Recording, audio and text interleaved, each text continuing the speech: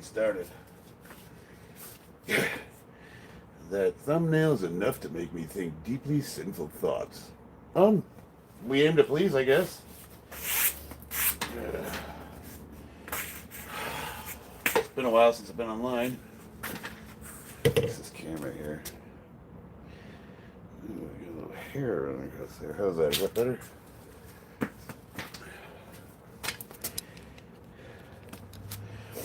Alright, I haven't streamed in a while. It's martial artist. I took some time off. I've been training off camera. Put on damn near 30 pounds.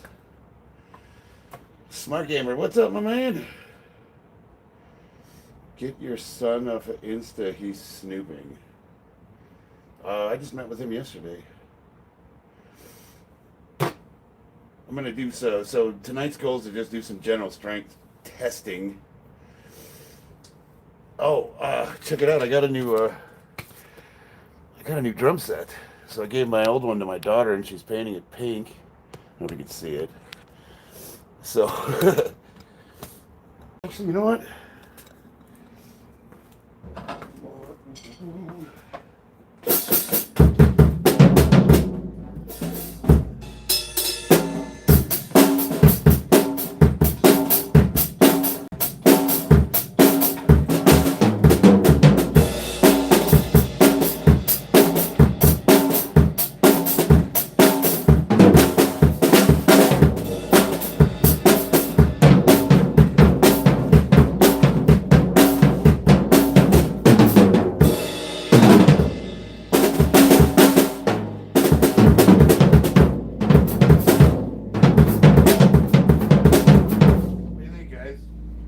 Pretty good, huh?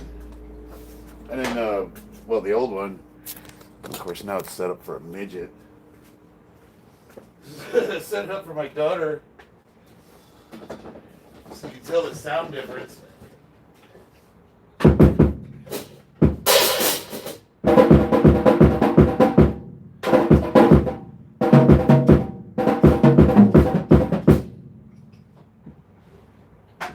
See if Dad can still play this thing.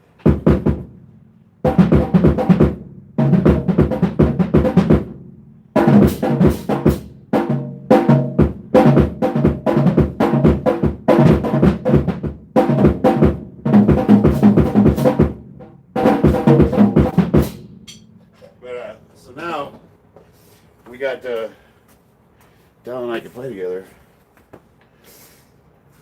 So I got a notification of a username of something Widener.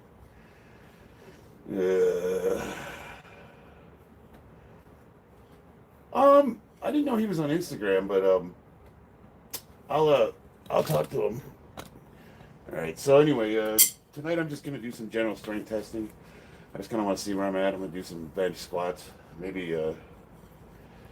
just gonna throw some weight around.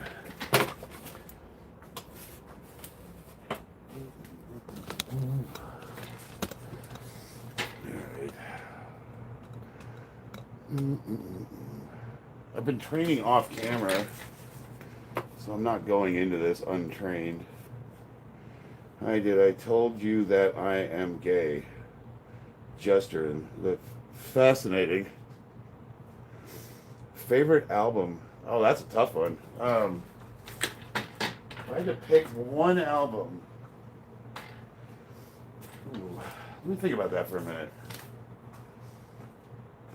'Cause you got like Tool, you got your classics like Led Zeppelin, Van Halen, Tool, System of a Down. I want to go punk rock, maybe like the Butthole Surfers or Fugazi or I don't know, Screeching Weasel. Classic rock, Fleetwood Mac, Rush. Country, I don't really have one. If it was Southern rock, maybe the Eagles. But no, the Eagles kind of, they were a little bit of everything, huh?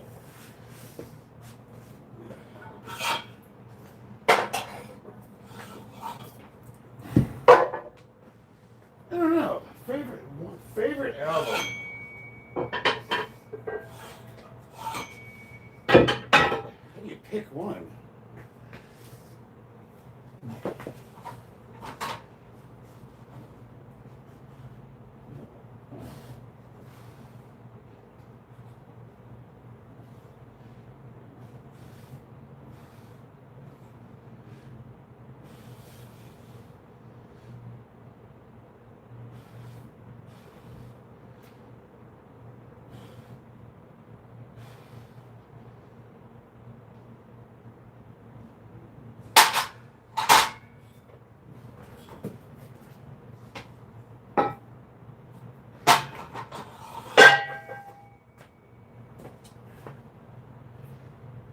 phones.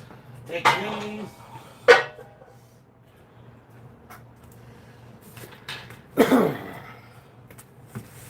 What's up, Wasso Zyro?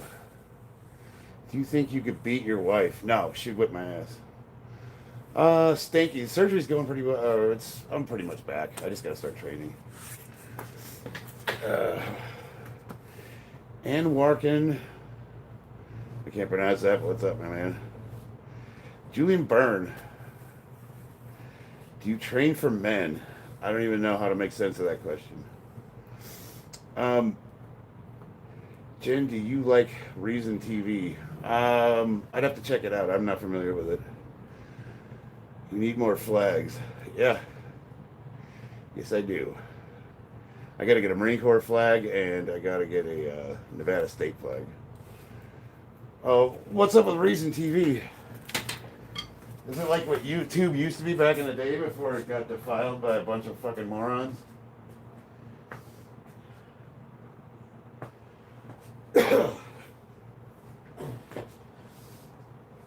I don't mind trolls, but why is it every single troll is obsessed with his sexuality?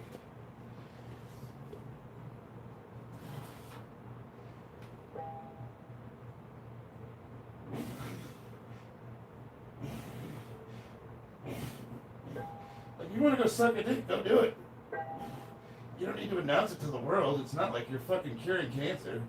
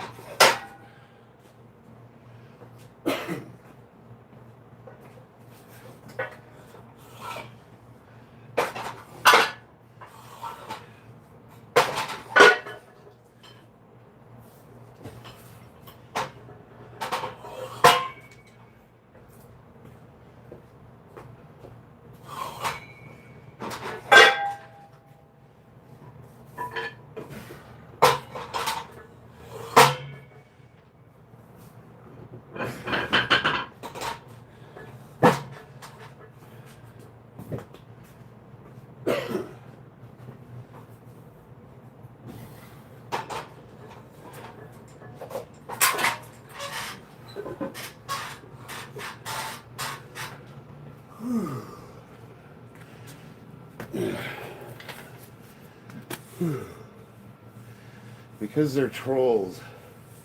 Yeah, no, I don't. The trolls I don't mind. It's just like, pick a different topic.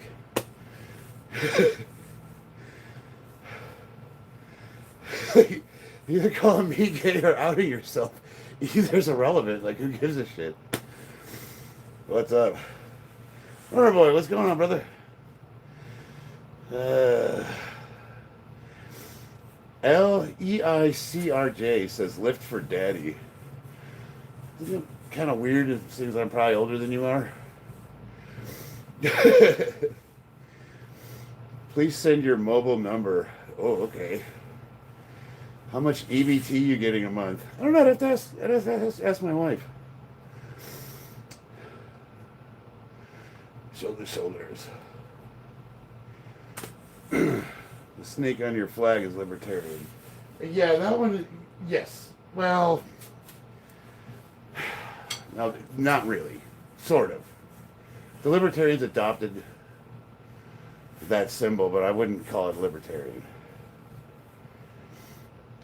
And working. Thank you, brother. Appreciate that. I mean, don't tread on me. That used to be just a national defense slogan. Back in the day when Americans were proud of their country. What's a snake in your shorts mean? What does a snake in your shorts mean? I don't know. What does that mean, runner? I give up.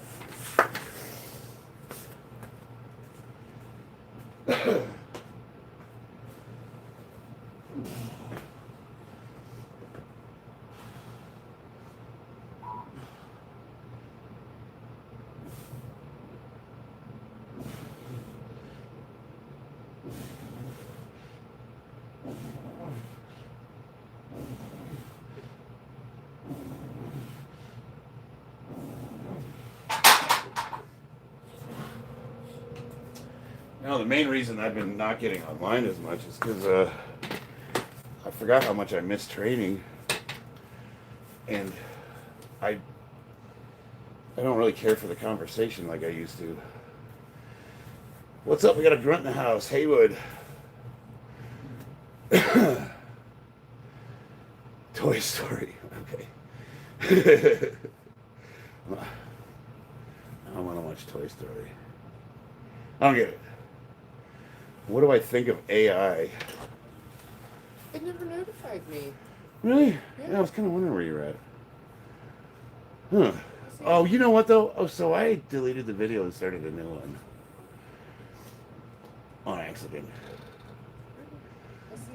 The conversation is riveting. I mean, what do I think of AI? Terminator! I'll be back. Yeah. Do you power clean? Leader, artist? Yeah, actually I do. I haven't done it in a while. I'm not a bodybuilder. Arslan? I'm a power lifter. Haywood, you blow me.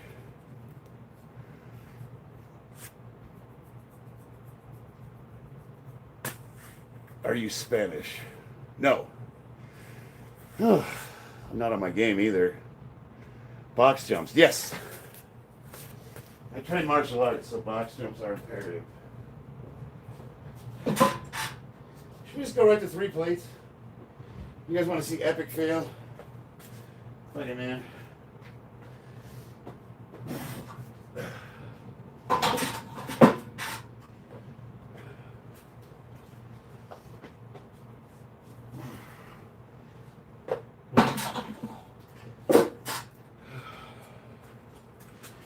This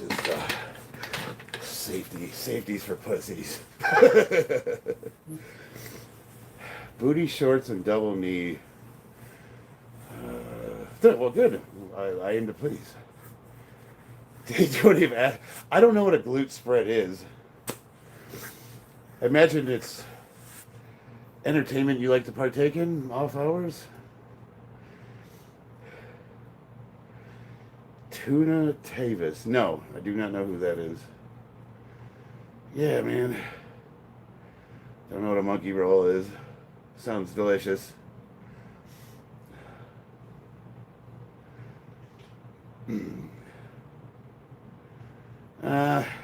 Search it, please. Probably not gonna.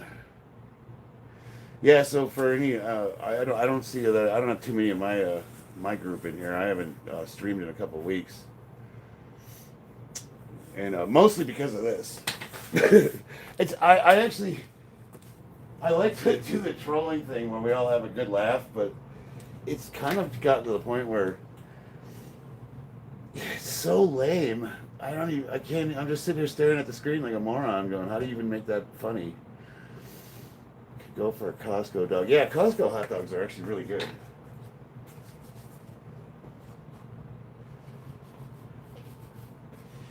All right. I'm just going to go right to 3 plates. Screw it. Get the wrist wraps. Mostly because I want to do some squatting and I can't take all night to do this. I have not hit a barbell squat in almost a month. Powerlifter from Turkey. Oh, well then I'll check that out. I just assume it's usually a sexual innuendo because that's normally the level of discourse we have on my channel.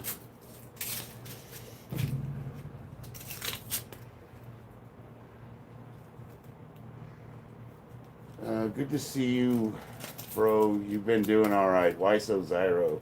Yeah, so I don't know how much in depth I want to get on my stream, but yeah, I had a little bit of an issue I needed to deal with. I was kind of going down the path of starting to use drugs again, so I had to go sort that out. I'll keep it simple. I'm sober and I'm here, and I'm 200. I'm 30 pounds heavier.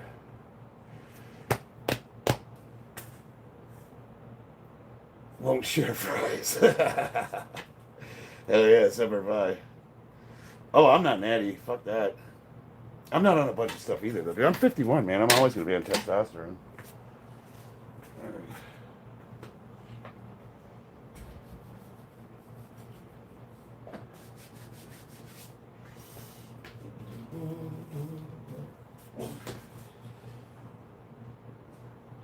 I shouldn't be nervous about this.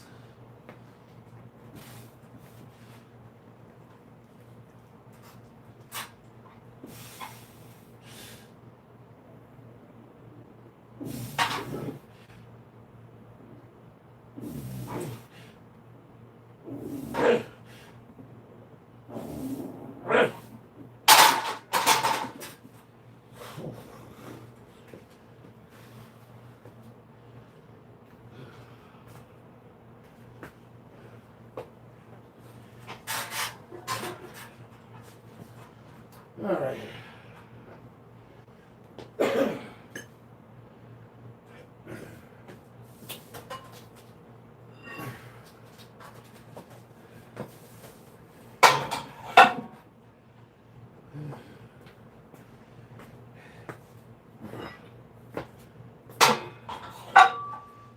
Whew.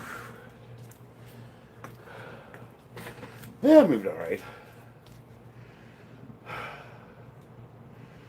He's on TRT. Yes, right now I am.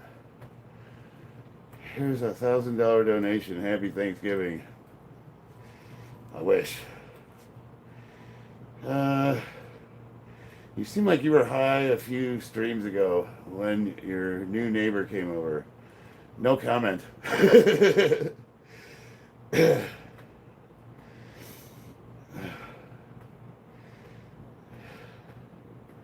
I don't know. You say why so Zyro? Say strong brother. Fuck that stuff.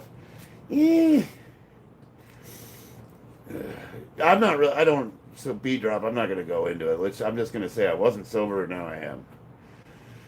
And after having been sober for a very, very, very long time, I have to start over again.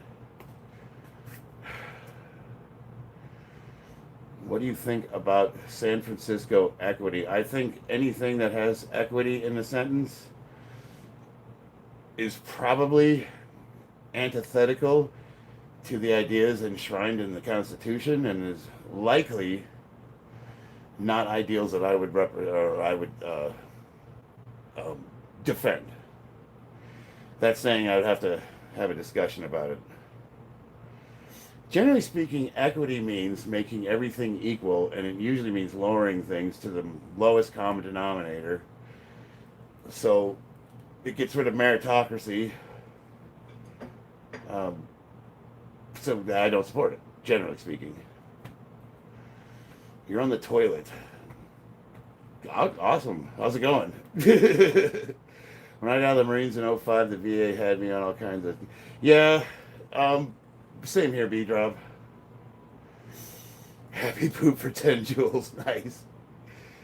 Is low weight high reps better than low weight high reps? No. They're both important. Mr. Laugh Out Loud. I would say tempo is more important than either. Their policy said math was racist, so they moved out. Yeah, that exactly. Equity. Math is racist. Oh my God. I can't stand liberals. I really can't. Generally speaking. You know, because liberals tend to be stupid. Like, they have really low IQs. Most of them don't even know their own argument. Like, if a liberal says something like math is racist, let's say, and you ask them why math is racist, instead of them expounding upon their stupid ideas, they get mad at you and act like you're attacking them for asking them questions that they don't have an answer to because it's fucking stupid. Or they come up with some sort of word salad bullshit that, if upon any kind of scrutiny doesn't make any sense. You have shitty delts and biceps. Thanks, Fade. I appreciate that. I'm sure you're probably an underwear model, huh? Let's check out your channel. Usually when people comment on my looks, they're hogging up all the ugly, you know what I mean? Oh yeah, dude. You shouldn't be talking with that. You have no room to be commenting on anybody's looks there, ex-fader. That's your fully flexed photo, and I'm sure that's like the best photograph you have. Dude, focus on you. Be the best version of you, and then you'll find that you won't have to make comments on the way other men look because you'll be happy with the way you look. That's how that works. Instead, you're insecure, and that sucks. Go lift some weights, bro. Don't worry about what I'm doing. Whether I'm good looking or I'm the ugliest motherfucker that's ever walked the face of this earth won't change the fact that you have that physique. So, get after it, brother.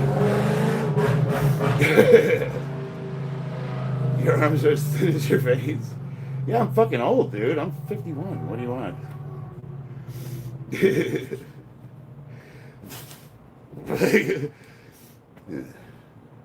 That and I haven't trained really. How long has it been, guys, since I trained? I just started training again. So hopefully that'll change. They can either define women or men, but they say it's okay for libs to have men and don't even get me started on men and women's sports.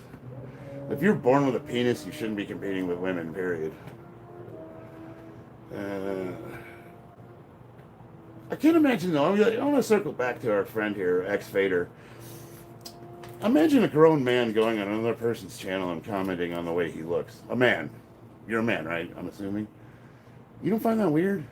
I mean, I don't mind. I'm a 51-year-old bag of shit working on his garage that just came off of an epic drug bender, and I'm trying to get back into shape. I'm at 22% body fat, and I'm weak as fuck. Okay, guilty.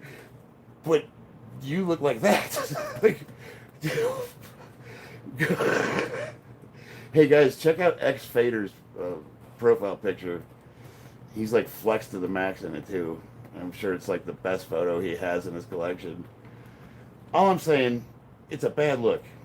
Okay? That's it. I don't really care. I'm not judging you, brother. What you look like or don't look like has no bearing on me whatsoever. So I do love this shirt. It's one of my favorites.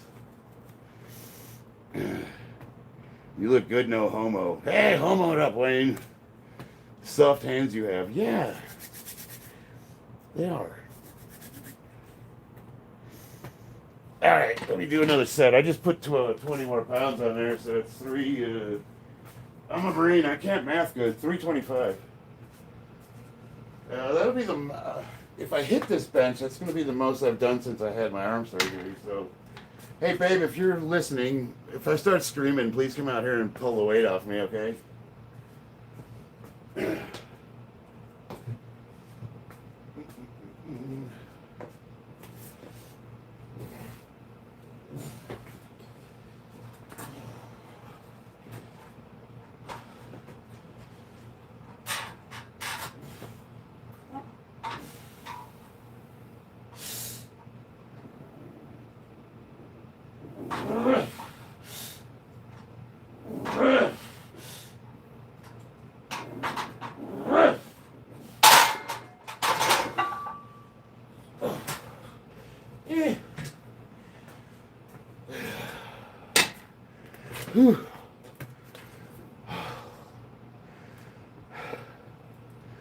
These are fake weights. I have seen. Yes, the bumper plates. Those are made out of compressed women's underwear. And oh, you mean which weight's fake? Maybe that one? Or This one? Or is it this one? Maybe it's this one. This one's obviously fake.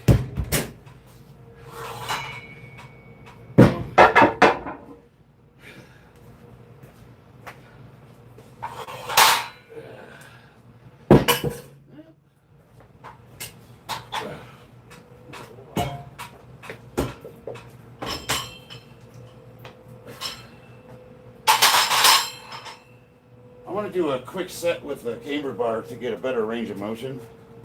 Just get that booby stretch in.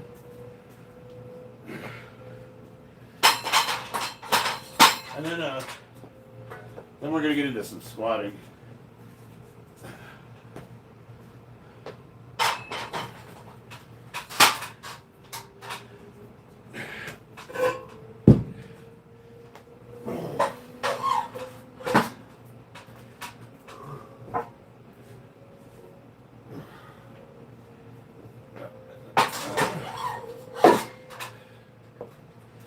No, you know what I always say?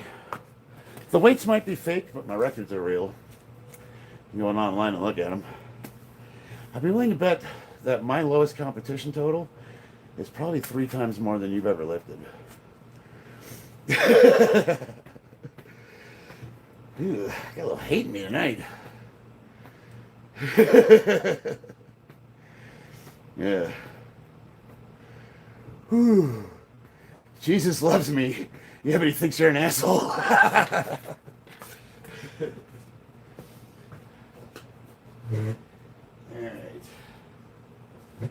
Actually, you know what? I want to put a slight incline on this one.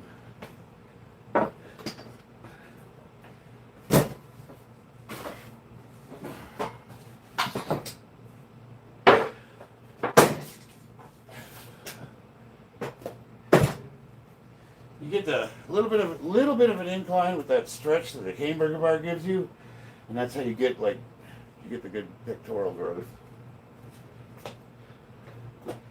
People ask me, should you do inclines, declines, flat bench?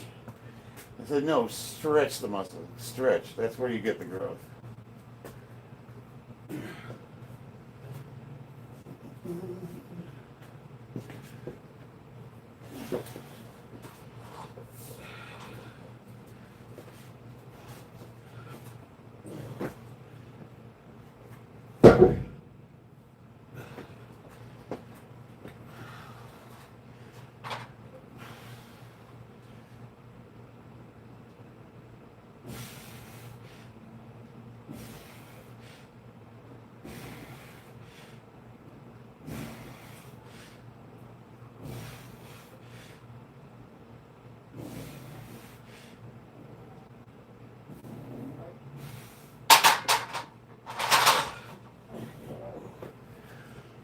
Do one more set. Whew. What did the snake mean before the libertarians adopted it? Don't tread on me. That was it Texas that came up with the flag? But basically, stepping on a rattlesnake. Well, I'm not going to bite unless you touch me. Basically saying, don't start no shit, won't be no shit.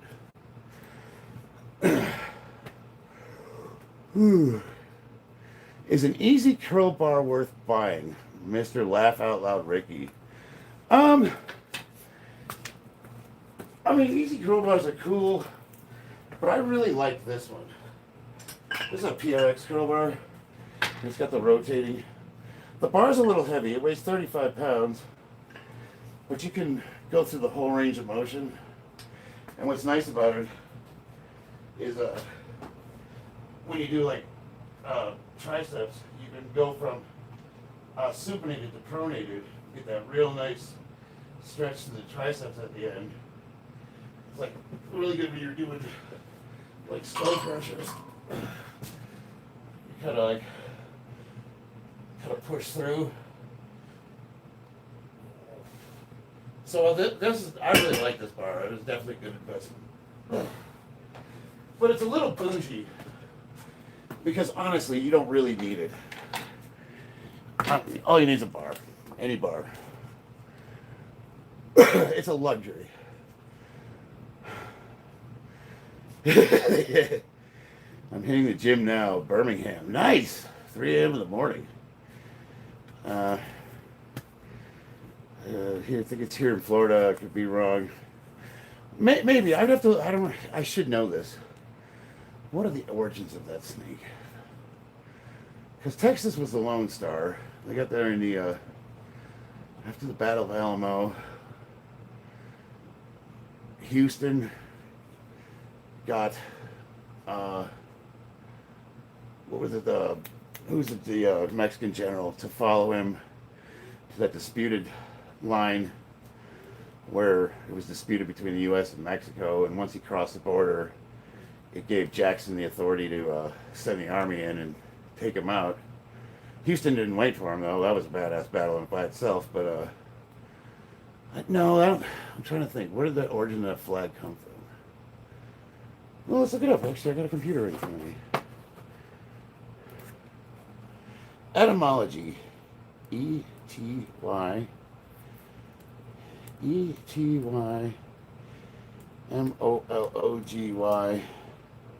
Don't tread on me.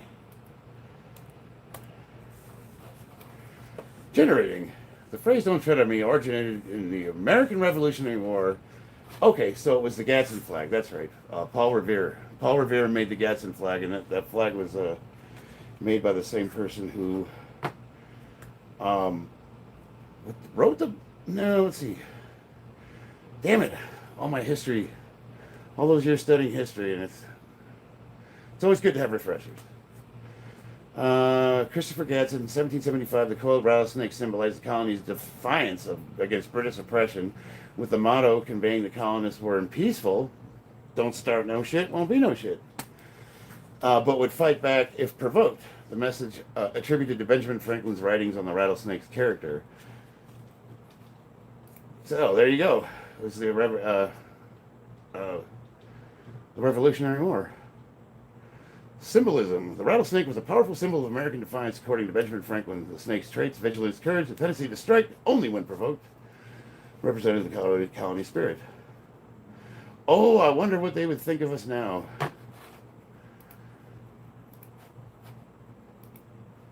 And then, of course, the libertarians. Cucks for Trump. So men who like to watch other men fuck their wives for Trump. Interesting group you're trying to start. That would be hippie redneck. Fafo, yes sir. Looks like an American flag, but not the official one. Correct. Like a battle flag. The force is strong with this one. And use some force, Luke. Zach Diamond, what's up? Is the workout over? It's never over. I'm just moving it. I'm going to do one more set of bench, and then we're going to get right into squatting. Squatting. Gonna work out them legs.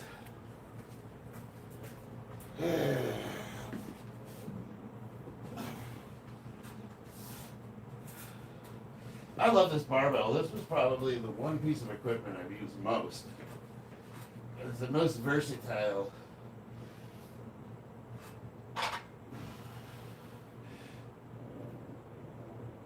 Get a good stretch. You can move it close to your neck too, but it becomes exponentially harder.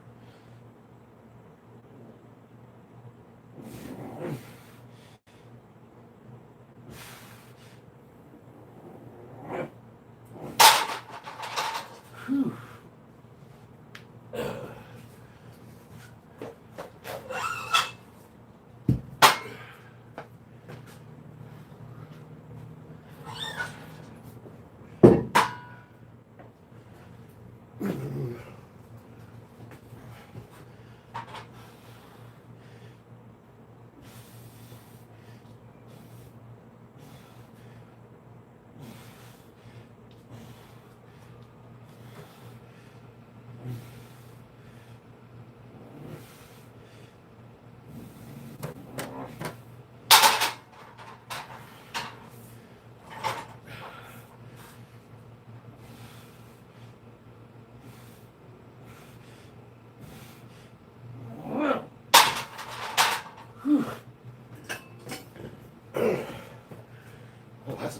right there.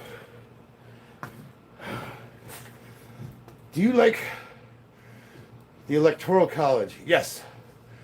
It has some flaws, though. But yeah, the Electoral College, in principle,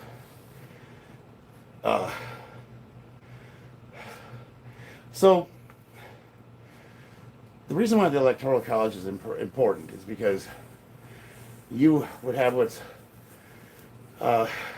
in democracy it's called the majority of the tyranny of the majority. So 51% of the people can outvote 49, and those are, that's how civil wars start. So the Electoral College, what it prevents in principle is you got these huge centers of cities, New York, Chicago, pick one, where the ideology tends to be more progressive, and because the population, the popular vote, might outdo what the state represents. That's not a good way of explaining it, but basically you have it prevents these large centers of population speaking for the majority area that they represent, and the Electoral College, in theory, makes sure that that evens out. But there's gerrymandering.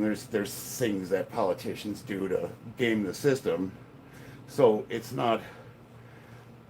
there's no system that is foolproof or corruption proof. But if you look at what this country represents, we're the last bastion of freedom on the planet, and we have our problems for sure. But this experiment that we've run, which is a democratic republic under rule of law, constitution, has remained to be the bastion of freedom, and it's also on top of that the most economically viable thing that's ever existed on the face of the earth. So why would you not want to protect that? If you've got a good cake recipe, don't change the recipe. But there's things. Basically, the government's gotten way too powerful. It no longer serves the people. We serve it, and that is inherently what the issue is. And until that changes, until we get that balance of power back, where our government represents us, it's always they're going to game every single system that we have. But we're lucky because we do have the division of power, 3 branches of government, checks and balances, and it's prevented so far us devolving into a tyranny, whether it's communism, fascism, whatever ism you want to put at the end of it. We've still remained relatively free compared to the rest of history. And, people like to use the exception to prove the rule. Like with abortion, they take the 0.00001% of abortions that are incest and rape to speak for the 99.999% of them that are birth control, and say, well, because of this, that the exception doesn't prove the rule. It's the opposite.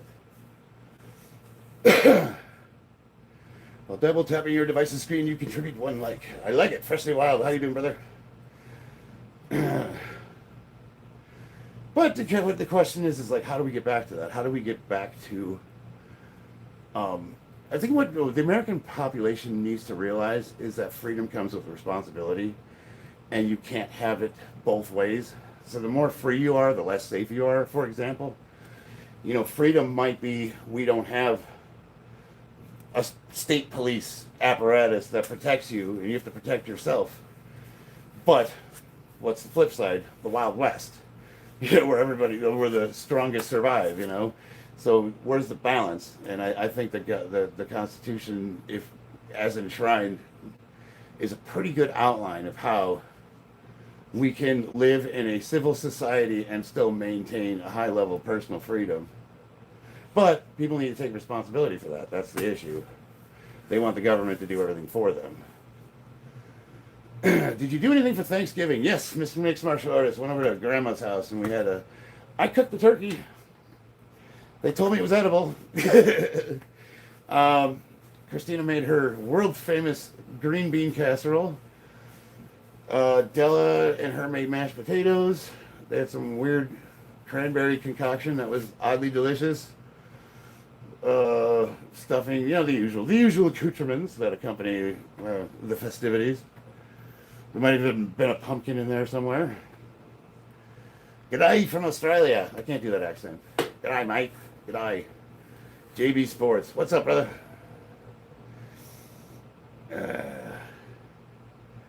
Brought the beef. Shake hands with beef. All right, now we're gonna get the squatting.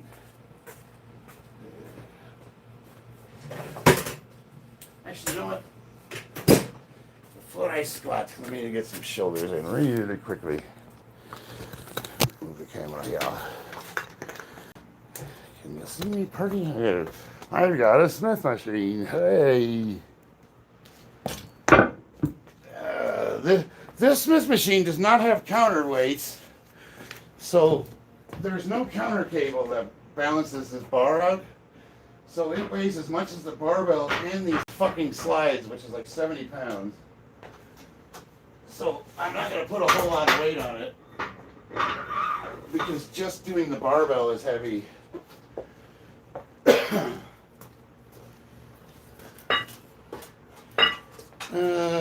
What did I do with that 10?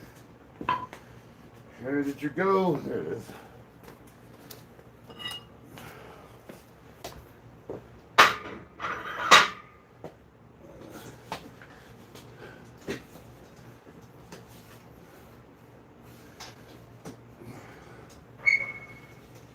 And the reason I like the Smith machine is you get a really good stretch, and the guides help control it.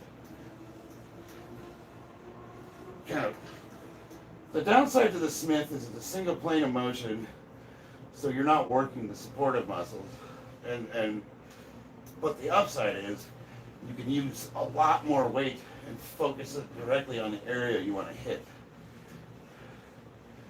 So there's good and bad. Really good for physical therapy.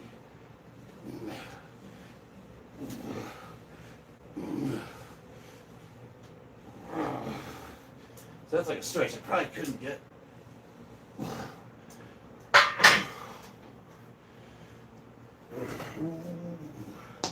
I'll do one more set behind the back. Whew.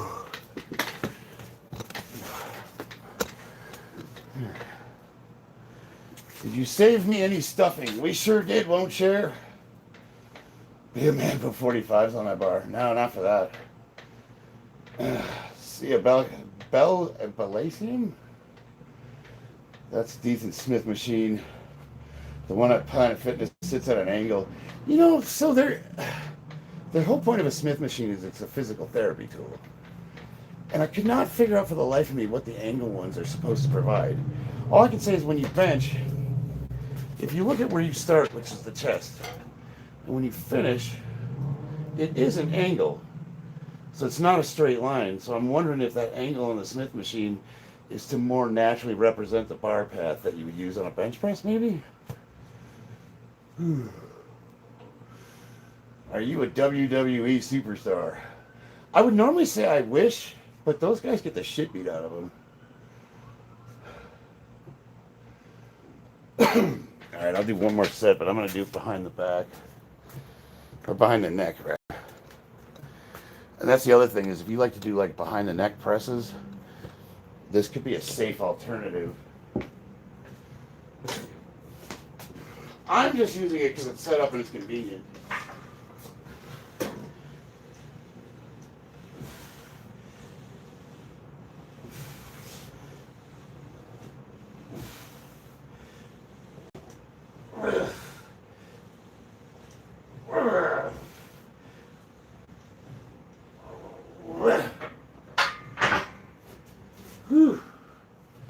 The other cool thing is you could do stuff like sissy squats or hack squats with it. Really good for that.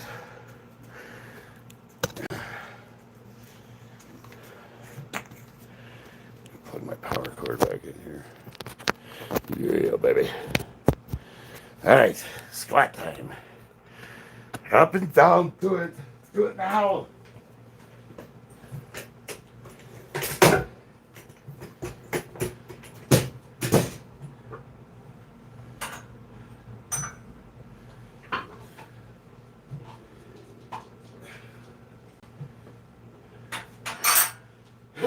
Should I take the weights off, strip the bar, like I should?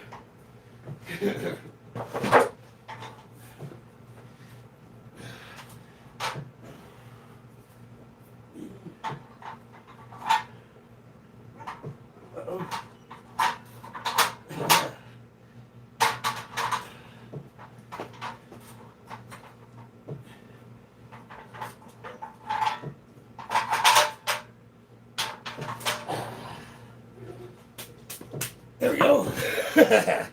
Why be safe? What's the fun in that?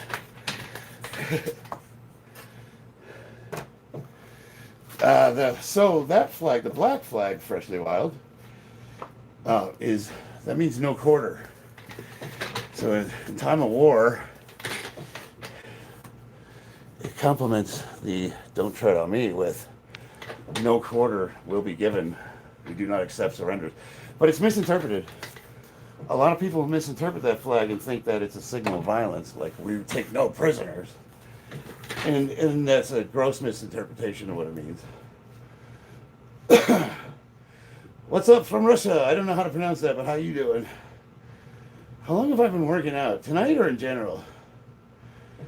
So SH4, how much rest do you take? So if I'm going heavy, super heavy, I do 6 minutes minimum. All the studies that we've read suggest that if you want to give 100% effort between heavy sets, it takes the average person about 6 minutes to recover to be able to produce another 100% effort. Now, is that every person? I don't know. It's going to be different for everybody, but sometimes, when I'm talking to you guys, sometimes I'll rest for 15 minutes. But it just depends. If I'm trying to burn calories, I'm trying to tone, you want to keep those rests short. If you're trying to max out, if you're trying to go for sets to failure, yeah, you want to rest. You want to give at least 6-10 minutes. And it just, what are you trying to accomplish?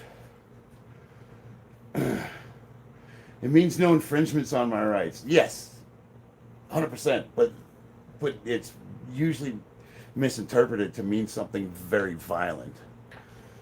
And if you're a libertarian or you espouse libertarian values, violence is antithetical to libertarian values. So basically, it's immoral to be violent. An act of violence is immoral.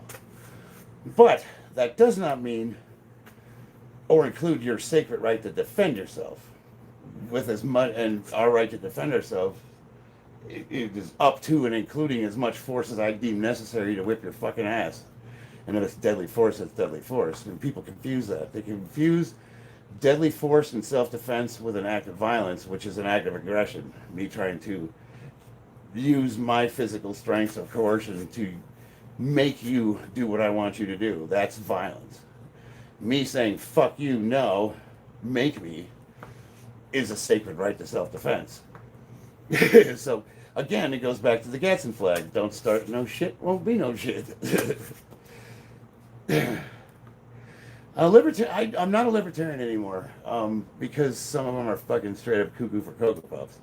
The second they start arguing about rights to include pedophilia, basically that whole argument where, well, then that means that it should be illegal to. No.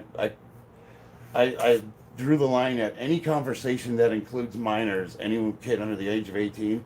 I don't give a fuck what your philosophy or your ethos or what argument you're trying to make under the purity of the law. I'm just not having that discussion, so that's why I'm no longer a libertarian, because I understand the argument. I understand the argument they're trying to make where it's hypocritical to also, to infringe on the beliefs of others if you disagree with them, but I don't give a fuck. If it's kids, fuck you. So that's why I'm no longer a card-carrying member of the Libertarian Party, period. There's just the fact that even if it was just for a philosophical mind experiment to have the conversation, I'm just not willing to even go there. To me, that's a line that you can't cross. And there's nothing you could say to convince me otherwise. That's just where I stand personally.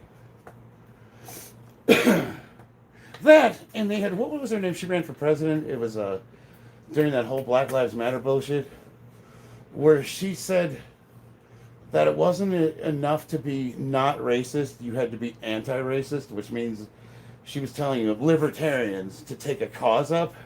Are you fucking kidding me? You want libertarians to take a cause up? No. Fuck yourself. Yeah, well, it's actually a backwoods rolling paper shirt, but it is still awesome.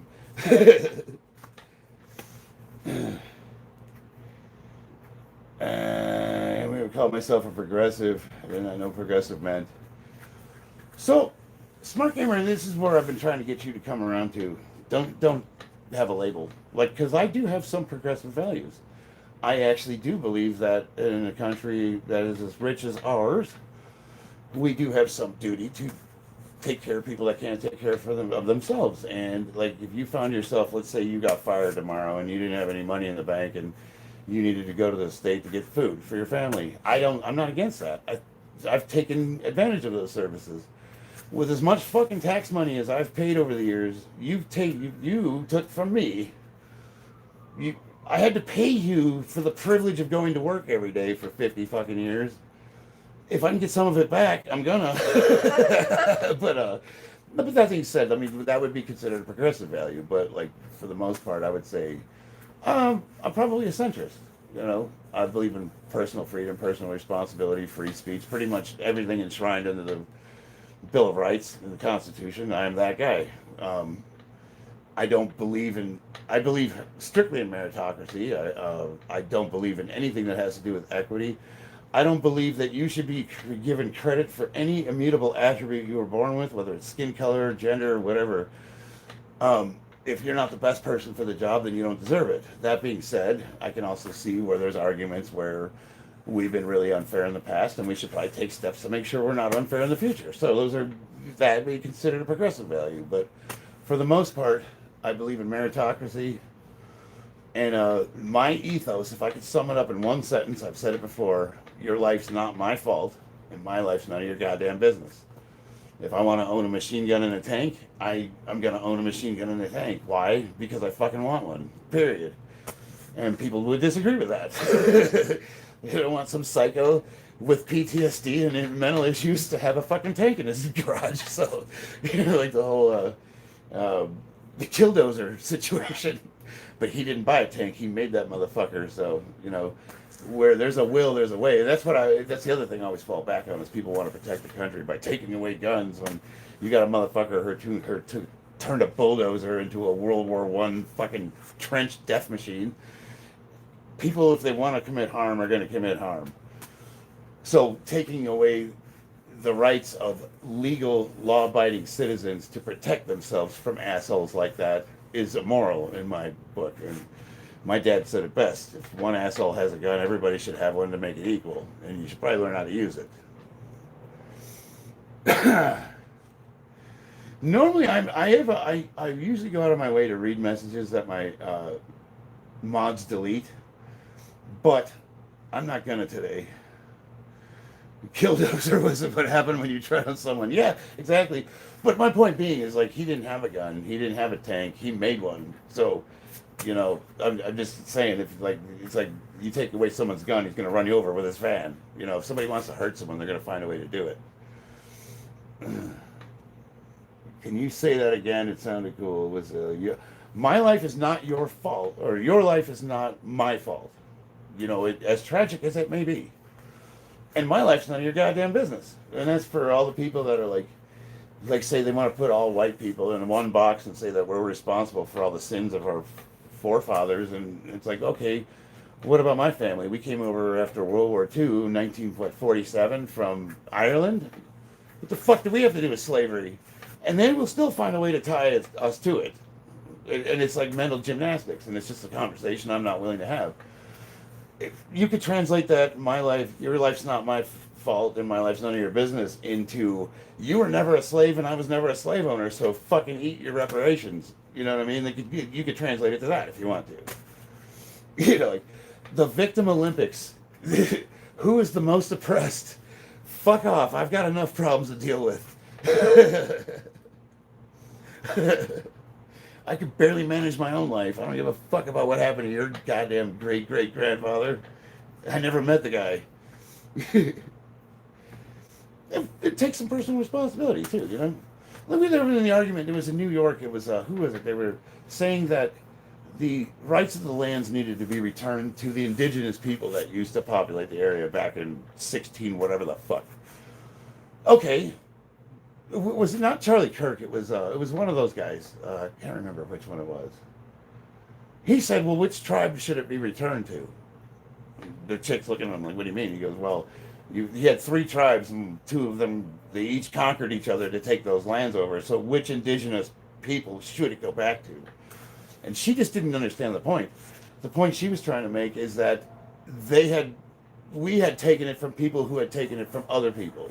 So who's the rightful owner? And in my mind, the rightful owner is who's got the fucking deed to the land that right now. This is my house. I don't give a fuck what burial ground it's built on.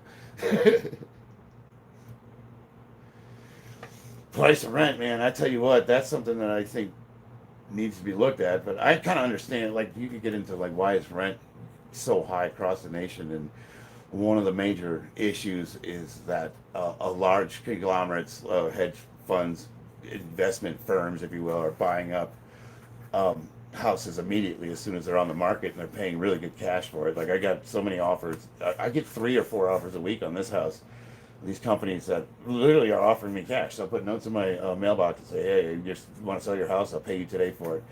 And then I just look them up. You know, I can look up who's selling, and a lot of it is private real estate people that got their license. But who are they selling on behalf of?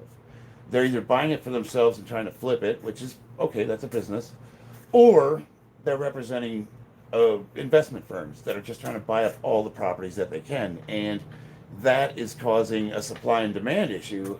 And you got all these people that are, like, say, coming from California to Nevada. Now, this might not represent the rest of the United States, but here in Nevada, the huge property values in California where people can't afford to live there and they just want to move the fuck out. They're selling those 300 square foot houses for $1 million, and they're coming to Nevada and they're paying cash over value, buying a house for $250,000, $300,000. Cool. And then they got, $500,000 left over. Now, but they're driving our prices up. I've been in this house for 4 or 5 years, and it's doubled. I bought it for $250,000. It's now $450,000 with equity. And it's not a $450,000 house, I can assure you. It's not a bad house. It's 1,600 square foot. It's got a fireplace, it's got a master bedroom. I've got a pool in the backyard. I'm rather happy with it. A simple man like myself, I consider it a mansion. But you might drive by and go, "Wow, what a shithole. That's 400 grand?" Yeah. But it shouldn't be. So, but I'm also locked in a mortgage. I'm paying $1,300 a month. I have been paying $1,300 a month since I bought the place, and I'm going to continue to pay $1,300 a month. If I was renting, the next door house is for rent, same size, same, basically everything. It's going for $2,500 a month. Holy shit. And that price just keeps going up and up and up. And you know what's not going up with it? The fucking wages. So now you can no longer, as a single family, afford to live in a home. You either have to buy a shitty, small, tiny apartment, or you have to move multiple families into these places. And it's getting out of control. And I don't know where that caps off or what happens before the government gets involved, which is the last thing you want. You don't want the government in control of pricing anything, because they don't know how to predict value.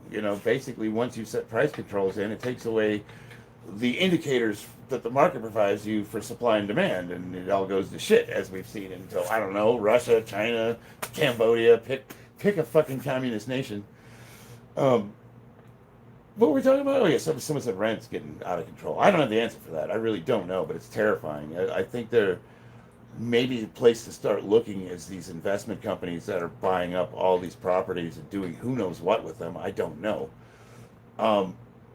But then you're treading on the rights of entities to do free business. What right do I have to say that they can't buy those properties? It's an argument I don't really have an answer for, and it's terrifying to think that if I lost this house and I had to move in somewhere to pay rent, that it would be 3 or 4 times what I'm paying now for maybe not even as nice as a home. We'd definitely have to move, that's for sure. What kind of steroid you got? I have all of them. I've got corticosteroids for the cold and flu season. Uh, I got steroids for joint pain. I got steroids for. Something definitely needs to be done, but I just don't know what the answer is, Andrew. I really don't. I mean, it's terrifying. All right, boys, let me get after it. I'll do a warm up set here. What time is it? Tell me, guys. 7:17. I want to be done probably by 7:30. Well, 8 o'clock.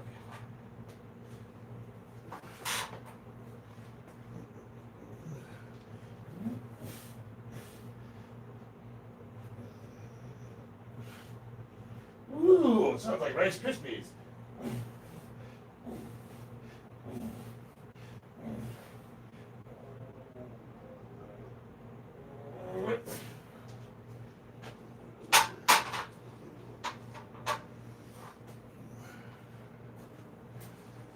Oh. The Tin Man needs oil.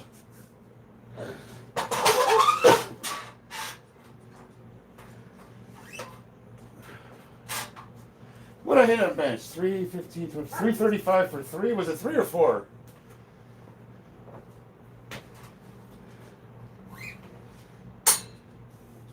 That's not bad considering.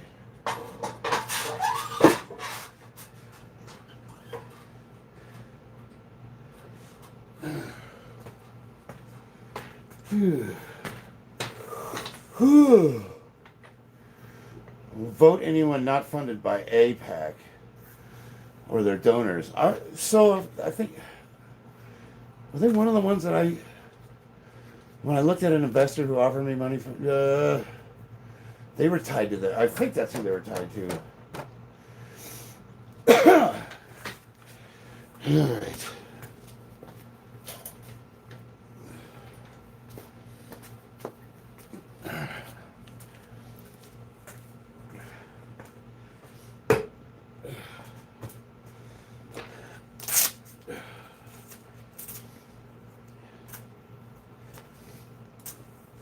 I'm just going to put a little weight on the bar. I'm just trying to gauge to see where I'm at.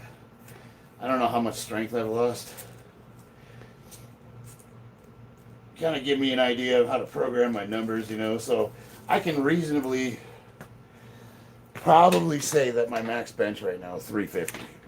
The 335 for 3. Maybe we'll say 340. But that you can use those numbers to program. Creatine does help a lot. Creatine will give you. Most people need to understand, they don't know what the mechanism for creatine is, and it affects the ATP cellular cycle for producing energy. And creatine will give you that little extra. I don't know what percentage, but maybe it looks like 2 or 3 more reps for whatever exercise you're doing, and it translates across the board to the ability to push harder, and that's pretty much. I can't think of a downside for creatine. A lot of people don't like that it does create water retention. It kind of gives you that puffy look. Some people like that. So the reason rent prices are so high is because of zoning laws, long permits, cause of bureaucracy, restrictions. I don't know what NIMBY policies are. So but you're in an area where the laws are a lot different than where I live, Smart Gamer. So I'd have to. I'm not saying you're wrong. I probably would agree with you. There's no one smoking gun. But see, out here in Nevada, there shouldn't be an issue with being able to go out, get a home, rent it. There's an abundance of homes here. There's a good market, but for some reason, I don't know, it's how it's gotten so inflated. And it's just unreasonable to expect, what's the average income here in Nevada is probably somewhere between $35,000 and $55,000 a year. The average income. How can a person who makes that reasonably be expected to pay rent $2,000 a month plus utilities and an automobile and all that on one income? It just, I don't know. So for the last 15 years, my wife hasn't had to work, and I'm very proud of that. But it has been a struggle, and I make well above six figures. Well, right now, I don't make shit because I'm not working. But I took a little time off, and I apologize for nothing. But I'll be going back to work here pretty soon, probably maybe in the next week or two. But generally speaking, I make between $100,000 and $150,000 a year, depending. Um, that's not rich by any stretch, but it's not terrible. I could barely afford to have her be able to stay home with the kids, which has been amazing for them. And I think that more people would benefit if the moms could stay home. But I just don't see how it's possible. I don't see how the average person could have a stay-at-home parent. And now, what's the alternative? You now have to have your kids raised by somebody you don't know at a daycare with who knows what's going on. And that was the thing that we were trying to avoid. I saw that it was more valuable to sacrifice going out to dinner and movies a little more to have our kids be at home with us. And I think that the upside's been amazing. I mean, you see my daughter and my son, like, we all get along. We're a really cohesive family unit, and a lot of families don't have that. And I think that that's a direct result of mom being able to stay at home with them. I certainly didn't have that as a kid. Yeah, she needs a little money to get her license back. One of the major issues everyone always votes against low-income housing. Why would anyone low-income housing build that lowers their home's value?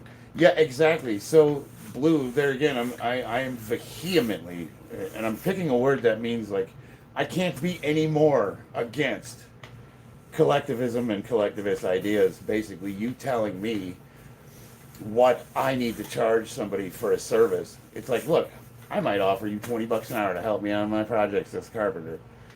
And you could be the guy that holds the flashlight or whatever. Your job is not going to be required much. You agree, I'll do it for $20 an hour. Hell yeah, that sounds awesome. And we're working, and a week or two into it, you're like, man, this is a lot of work for $20 an hour. And then someone comes to you and goes, hey, that guy's ripping you off, man. You deserve to own part of the means of production. You know what I'm saying? Like, what does he bring to the table? 30 years of carpentry experience and all the contracts and networking, and he buys the materials and the tools, and you're standing there. You deserve to own part of the company. Like, fuck you. You agreed to $20 an hour. I didn't put a gun to your head. Now, if you come to me and say, man, you're fucking working me a lot for $20 an hour, we can have that discussion. But no, what they're saying is the government's going to tell you, the person who bought the fucking home and put the investment and the risk and worked his ass off to save up $200,000-$300,000, and now you want to rent it, and the government's going to come in and tell you you have to lower your fucking rent prices. I can see why, as a owner of a home, that would be kind of shitty. But I could also see the flip side of the argument where it's like, how the fuck can anyone afford it? Like, there's no, who are, like, I look at California, I look at all the traffic going into these cities and where these houses, these condos are going for $1 million. And the reason why traffic is that bad is because nobody that works there lives there. They all have to commute from 2-3 hours away where the housing prices are reasonable. So then I'm like, well, who the fuck are all these people? What do they do for a living? Like, I just don't understand the economy. California specifically, I lived there for a while, and it just didn't make sense. All these people that own these houses can't afford. What do they do for a living? Like, how are they making money? Where, I don't know, man. It's crazy, but I know I managed a VA home loan. I got really, really lucky. We bought this house right before the Californians start moving in. When Joe Rogan left Cali, that's when they had the mass exodus. And just squeaked right in. I got a 3% interest, paid $230,000 guaranteed VA home loan. And almost immediately, within the next year, that was right before COVID. Yeah, so I bought the house right before the COVID shutdown. And I would not have, if I would not have bought this house when I did, I would not have a house now. There's no fucking way with what I make could I get into a home. It just wouldn't happen, especially with the interest rates where they're at now. So we got super, super lucky. I don't know what NIMBY is, Smart Gamer. I'm looking at Blue, but that, it doesn't surprise me. It's LA. I worked in the Bay Area, so we were renting safety manager for Shuff Steel. They rented a 3-bedroom condominium, one of those 3 flats. It's a 3 level, the garage on the first floor, and it goes up to like your walk-in area, and then it's got the kitchen and living area, and then above that is the bedrooms. Kind of cool. It's a 2-car garage if you park butt to butt, but it's a single entrance, like it's a single car garage. Kind of a long, sort of like the old Greystones. It's real long and narrow. I found out that they were paying $6,000 a month for that place. It's 1,500 square feet, and my bedroom was probably about the size of the mat that I train on in the garage. It was a fucking broom closet. And that was back in 2016. So I can only imagine that the rent for a place like that has gone up significantly. If you're saying that they're doing $7,900 a month for 750 square feet, holy shit! I think the garage I'm in right now is probably 9 or maybe 1,000 square feet. It's not more than that, I don't think.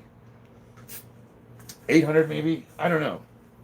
I could fit comfortably 2 cars, and it's got enough room for laundry and storage.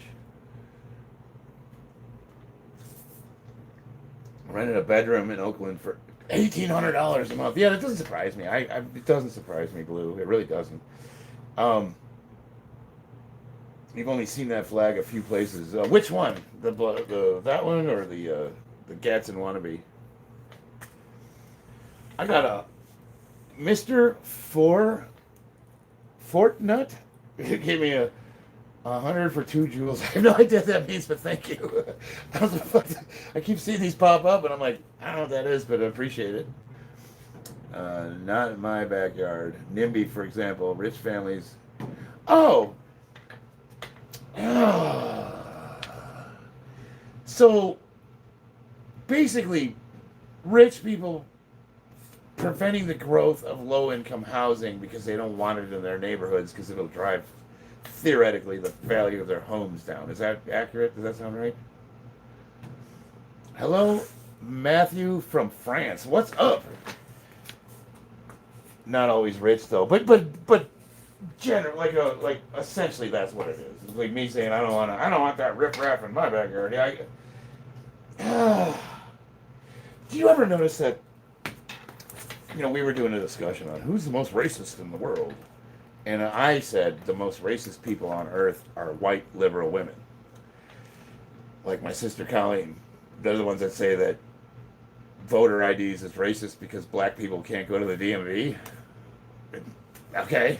They don't have access to the same resources you have. What the fuck are you talking about?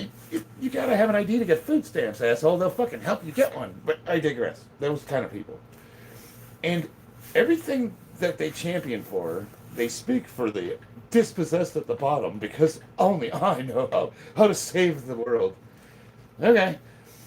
All the stuff that they push doesn't affect them. They don't have to deal with immigration. They don't have to deal with the fucking border. They don't have to deal with lower income housing. They don't have to deal with any of the shit that they champion and tell the rest of us, oh, defund the police. Oh, yeah, you don't live in a fucking high crime area, dumbass. Of course you've got fucking gates around your houses and you have private security. Why would you not defund the police? None of those people have to suffer the consequences of the shit they vote for. And it fucking makes me so angry because none of them have had any kind of world experience to even suggest that they know what the fuck they're talking about. And yet, don't get me started on white liberal women. Gay Nazi. I don't think the gay Nazi. Well, actually, I don't know. I thought Nazis in gay. It's like saying a gay person. For real, Steven. Probably because you support Trump, you can be a conservative, but damn, if you still like Trump, something's wrong. I think Trump's hilarious. But here's the problem is the conversation's like all or nothing. Like, say you voted for somebody. That means, according to the people that didn't vote for him, that not only do you support him, you endorse his lifestyle and you want to be just like him. As opposed to like, no, you did pretty well when he was president, you were able to buy a house and you'd like to see that economy return. A reasonable position for most people. Most people don't give a fuck about what I call luxury it's like a luxury cause. Like women in sport, like trans women in sports, is a luxury cause. Like or like Trump having, he's a criminal and he did all this stuff and he's a misogynist. And if you can't afford groceries, and that guy can get your fucking grocery prices down, you don't give a fuck what he did or whose boobies he touched or what he said on TV. None of that fucking matters because all you're trying to do is feed your family. You don't give a fuck about any of that bullshit. All that stuff on TV that everyone's like, hey, he's a bad person. Nobody gives a fuck. What we care about is the ability to fucking support our families and go to work and make a decent living and all that stuff. Now, whether he provides that shit, that's a different story. But generally speaking, when you ask why people vote for people that you think are obvious criminals or degenerates or whatever, fill in the blank, it's because they don't give a fuck about that. Like Joe Biden was a sock puppet, weekend at Bernie's. The guy had fucking dementia. And the vice president was a cuckoo's for Cocoa Puffs person who changes her race whenever it suits her. She used to be Indian when she was in California. Now she's black. Whatever. She's the first fill-in, whatever. You can't believe a single. There's what is she? When she's running on this hope and change bullshit. Like when I'm in power, I'm gonna do all this stuff. You're in power now, asshole. What the fuck are you talking about? But that's how shallow the people are. The liberals think that we didn't vote for Kamala because we don't like women in power. No, we didn't vote for her because she's a fucking retard and she couldn't espouse a single value that she stood for coherently. Like, can you name one issue that woman stood on? Other than, like, I'm going to say whatever you think I should so that you'll nod in agreement. That's what she stood for. And people don't understand, like, voting bases are shallow. They vote based on their needs, not whether the fucking person they voted for is a moral bastion or the second coming of Christ. Everybody's known Trump's a degenerate since he was Donald Trump. We remember the Taj Mahal, you know, on, what was it, not Carson City, it was, where do you own those casinos on the East Coast? All that shit that went down. I mean, we've seen him in action for how long now? It's like, people are like, oh, would you be surprised to find out he's on the Epstein list? I would have been surprised to find out he wasn't, like, his best friend. But, again, that's not what we fucking care about. We care that we don't turn into a fucking communist dictatorship run by a bunch of retards that want you to live in pods and eat bugs for protein. Period. Atlantic City, yes. But again, whether he actually does any of that stuff, that's a totally different argument.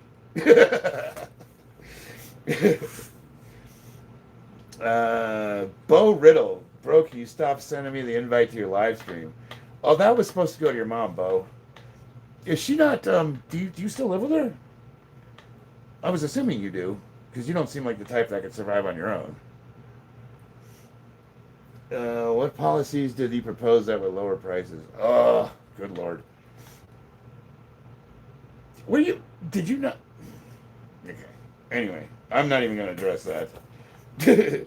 I do not, the Federal Reserve. Do I support the Federal Reserve? I don't like the way it's a gangster institution and the way it was formulated and the way they named it the Federal Reserve to kind of slat it in there like it was government owned. Like, that was pretty slick.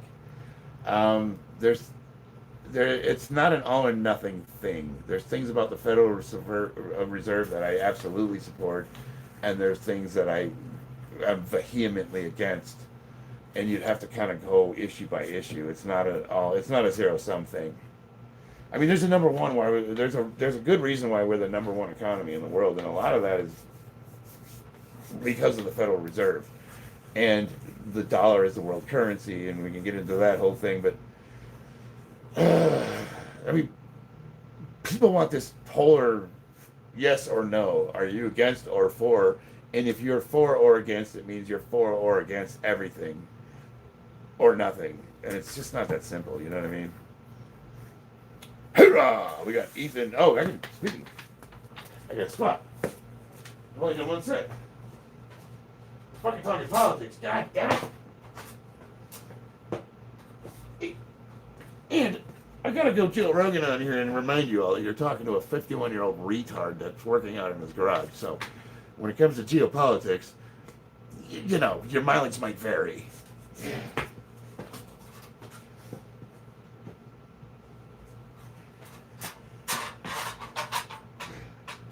I'm going to do close stance on these.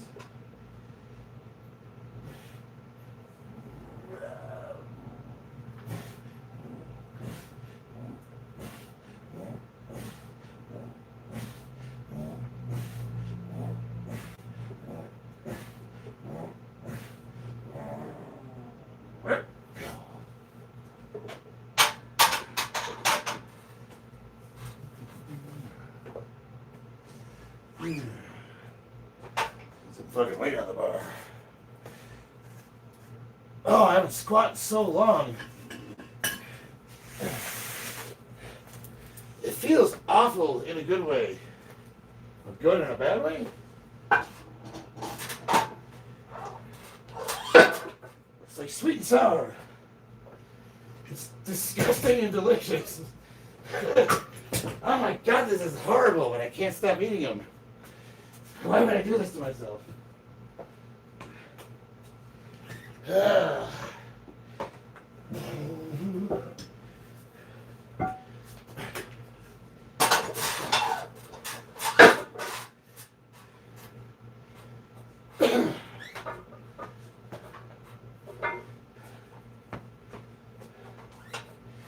People be like, I'll squat 405 pounds without a belt.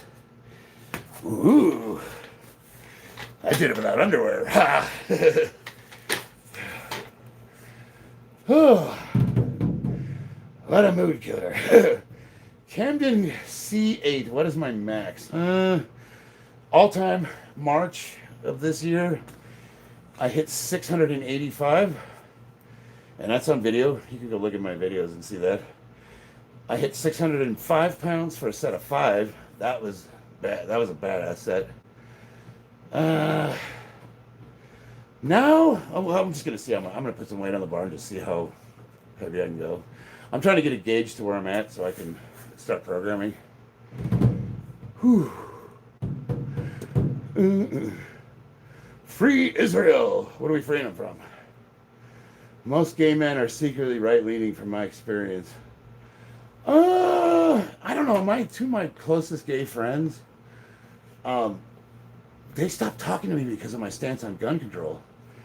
James and Todd, remember them, babe? They're a nice married couple. And they were liberal just for the sake of being real liberal because they were mad. That was back in when Hillary was running against Trump. They got super mad at me because I wasn't voting for Hillary. That whole "I'm with her" thing. And I asked them, I'm like, well, what do you support about her? And the entirety of their answer was, we're gay. What does that mean?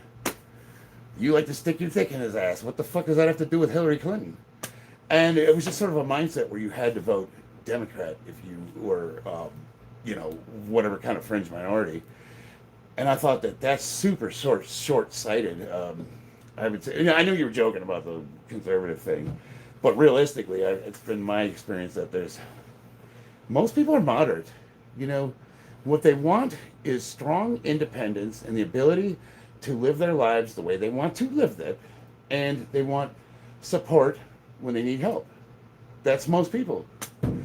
You lose a job, you want to get unemployment. Gun control is very, I wouldn't call it gay, but it's definitely bad. It's amazing.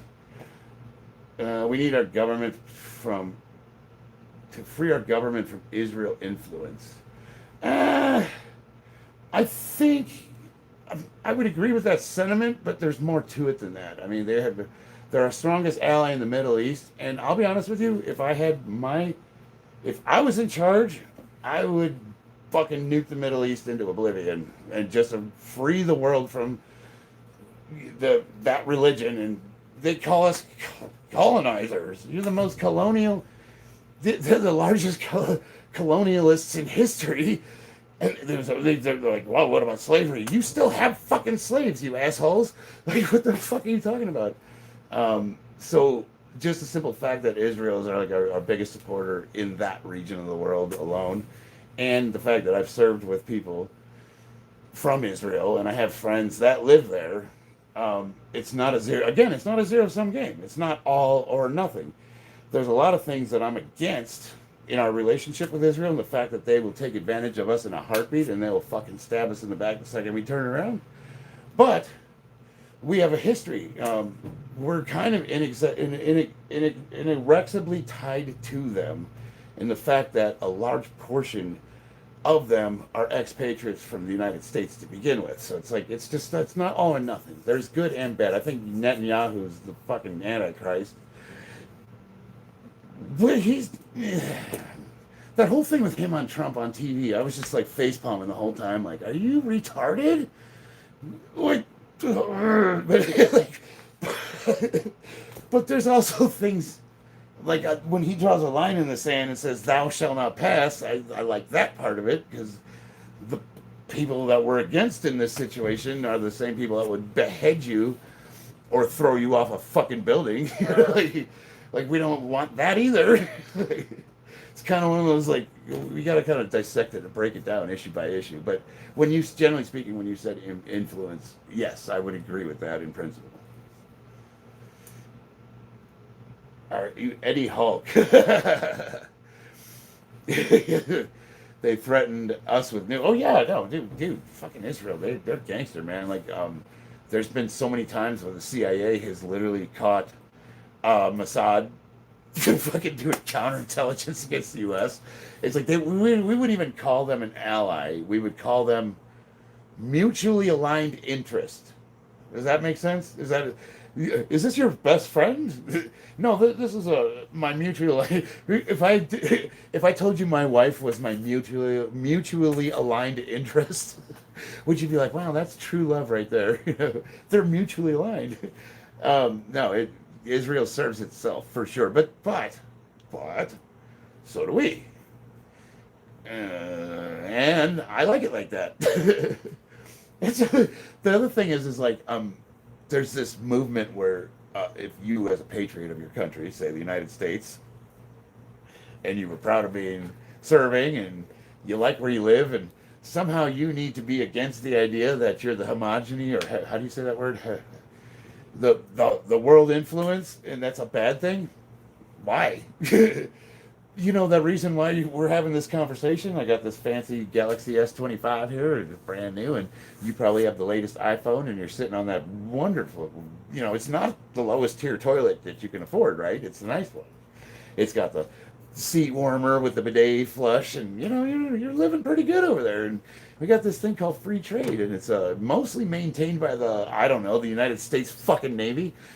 Now, if we'd be honest about it and say that the reason why we're policing the earth is so that free trade can exist, I think the public would be a little bit more aware of, rather than saying we're over here for freedom instead of oil and all that stuff that we won't talk about.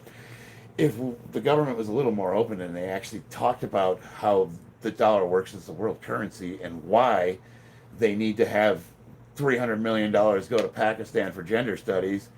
It's a Ponzi scheme where it's basically money laundering, and they got to keep the dollar circulated. And why can't you give that money to us at home in the country? Because it's not going to help keep the dollar as the top of the world currency. That's exactly why, but they can't say that. Where am I going with all this? Why do I need to be against that? Why do I need to be against our team number one? If you're a Yankees fan, don't be ashamed of it. You're the fucking home team, baby.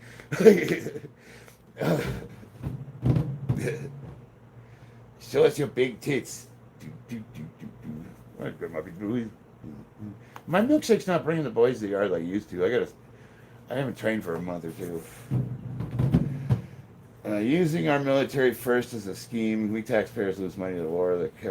Oh yeah, no. In every situation, Blue, that you and I, we don't exist. We are fucking tax cattle. Your job is to go to work and pay taxes. That's your fucking contribution to this great nation. And they don't give a fuck about us as much as we wouldn't give a fuck about the cows we have in our backyard, unfortunately. But I happen to own chickens, and I love and have named every single one of them. So you can do both. um, I just wish they could be honest about it, because that is the number one question. How can you give this country billions of dollars and a fraction of that would take care of this social issue at home? And why can't you do that? Why can't you flood our market with that money so we can raise our economy? And the answer has more to do with needing to keep pumping money into the global market so that the dollar keeps its value. I mean, that's a really, really, really simplified, retard in his garage working out kind of way of explaining it. But the bottom line is that, like, you don't matter. We don't matter. It doesn't matter if we're suffering. That's not what they're concerned about. If the U.S. gets a recession, about to head into a recession, do you believe the government should do whatever it takes to get back on track? Yes. So the other thing is the only way to fix the problem is for us to suffer. Every president has kicked the can down the road, and nobody wants to be the one left holding the bag. You know, you got the musical chairs. You don't want to be the president that doesn't have a chair to sit on. In order to fix our problems at home, the American population would have to agree to take a huge hit on money, interest, everything. We would basically be all agreeing to suffer so that they could hit the reset button and fix everything. But they're not going to do that, because what they care about is getting reelected and staying in office. So they're going to do things like print money, increase inflation, and all the shit that they do to temporarily fix problems, instead of hitting the fucking stop button and going, this is not working, this can't keep going forever. Each president just goes, let the next administration deal with that. I'll probably be dead before that happens anyways, right? Am I right? Am I right? Am I right? Japan, I gotta be honest with you, I love my Japanese brothers.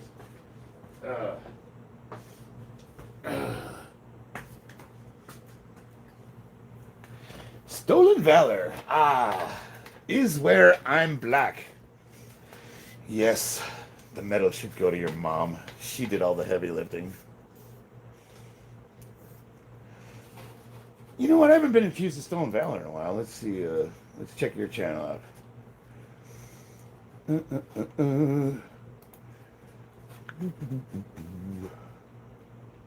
know, it's funny when people like accuse me of fake weights or stolen valor or anything. I do nothing to prove them wrong, ever. Like, if anything, I'll lean into it. Oh, I see you stole valor as a fucking musician. Is that you? Ooh. You guys need a drummer? I'm in the market.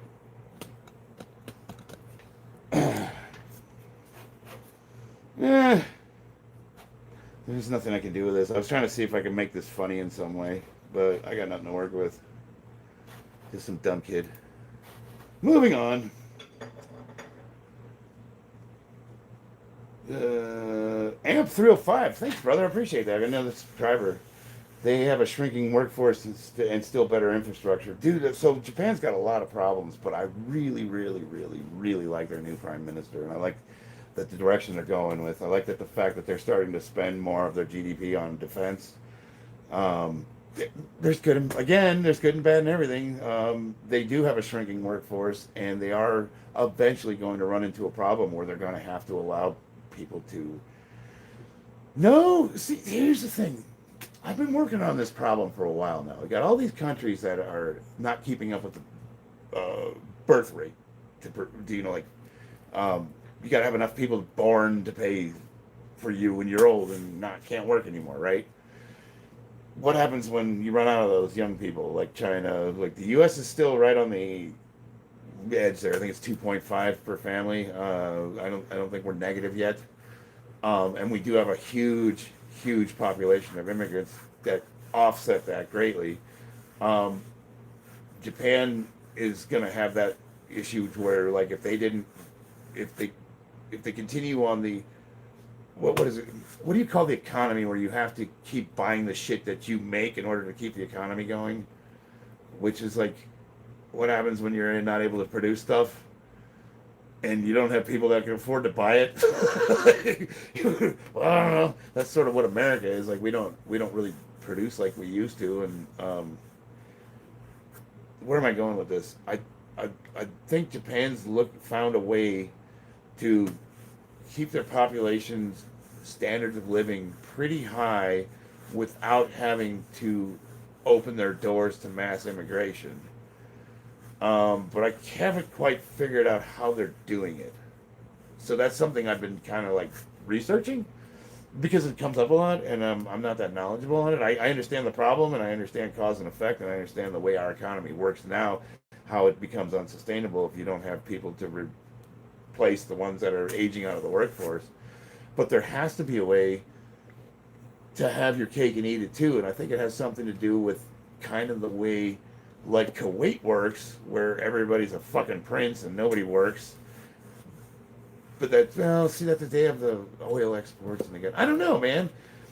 But Japan seemed to have figured it out.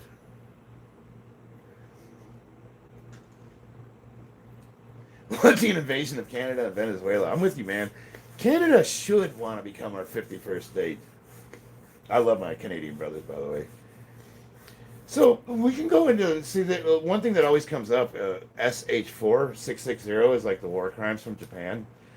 And then you could go back and like, you know, that's the same people that like leverage like any kind of positive direction a country goes into, someone will immediately bring up something that happened in the past. Now, I will go far as to say that Japan during World War II was demonic. They were the worst war criminals ever in the history of war crimes. That's how bad they were. But you cannot hold people now responsible for things that happened then. It was the whole, back to my ethos of your life's not my fault and mine's none of your fucking business. You can translate that to you weren't a slave and I've never owned a slave, so fuck off with your reparations. You could go to Japan and say they were war criminals, but these motherfuckers have never seen combat in their lives, so fuck off with that. And the fact that we dropped 2 atomic weapons on them. I mean, they, you know, let's just say, like, I'm not into the holding me or you responsible for shit somebody else did. If you didn't commit the crime, you are not guilty of it, and you're not guilty by association. The second that comes up, you can take that argument and fuck right off with it. I don't give a fuck about your skin color. I don't care about your sexuality. I don't care about the history of your people. I don't give a fuck. Don't call me a colonizer. I have a hard time going down the street to the grocery store, let alone to your country. You know, it's like my answer to that entire argument is eat a dick.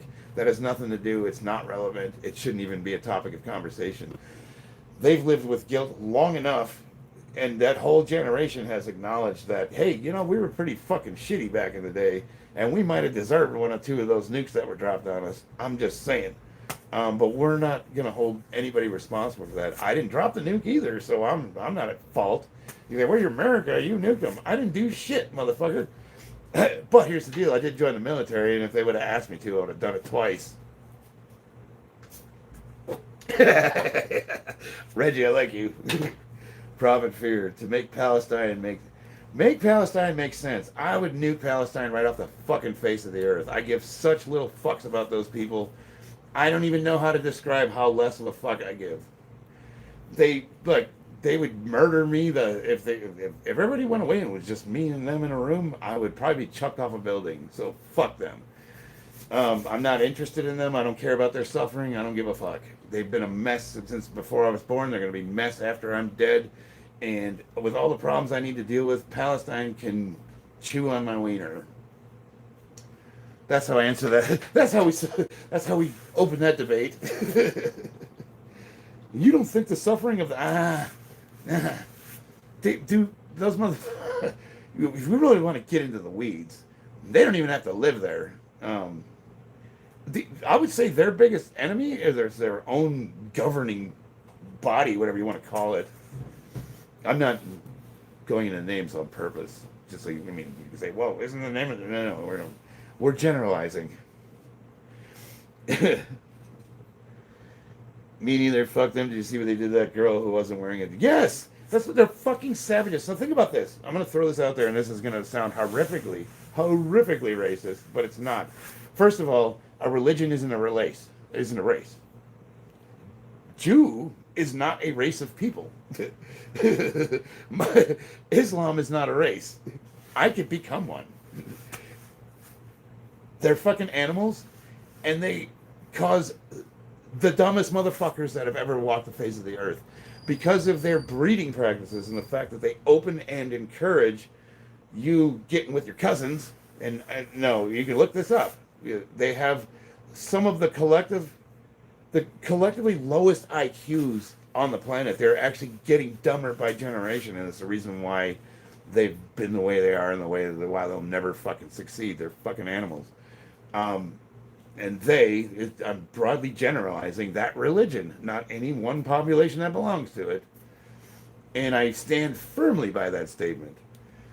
Just the simple fact that, like, the whole Christian versus Muslim argument, I can solve with just like, conditions of living and IQ. Done. Mic drop. Poof. To encourage getting with your cousins in Arkansas too. Yeah. Yes, but you don't have a lot of people from Arkansas coming over to your country and trying to take your shit over, so it's kind of a moot point. Some Jews sure make it seem like sometimes, though. Joe Jim. Oh yeah, no, don't believe me. Yeah, Blue, I agree with you 100%. But it's just something that I think people need to like kind of understand. Is like when a lot of the religion and the race are two separate things, and using the term anti-Semite always confused me because both of them are Semites. I'm like, what are we talking about? I don't know if anybody, like, I think it's a prerequisite to take up a cause on the internet. You are not allowed to open history books. Israel's doing a thorough job to make sure that not enough infrastructure exists in Gaza for people to stay. See, I've been kind of shit or get off the pot with that whole thing. That's, you know what I mean? Like, if they're gonna, like, when Trump said relocating him, I was like, man, that's a fucking awesome idea. And then people started arguing, well, it goes back to oh my God. I had to remember that it's been a fucking mess since when? And do you think any of us are going to move the needle on that? So that's kind of where I took the stance of like, why do I even care about this? These people don't even care for themselves in that sense. I mean, obviously, they want the same things we want. They want to be able to provide for their families and lead a peaceful life. Stability. That's what we all want. But I don't even know what to say. It's just a mess over there. And honestly, I do believe that were a 25 kiloton nuclear tip bomb be accidentally dropped there, would it make the world worse or better? I'm not saying that should happen. I'm just saying, what if, hypothetically? I only care because of my taxes not being used here, Blue.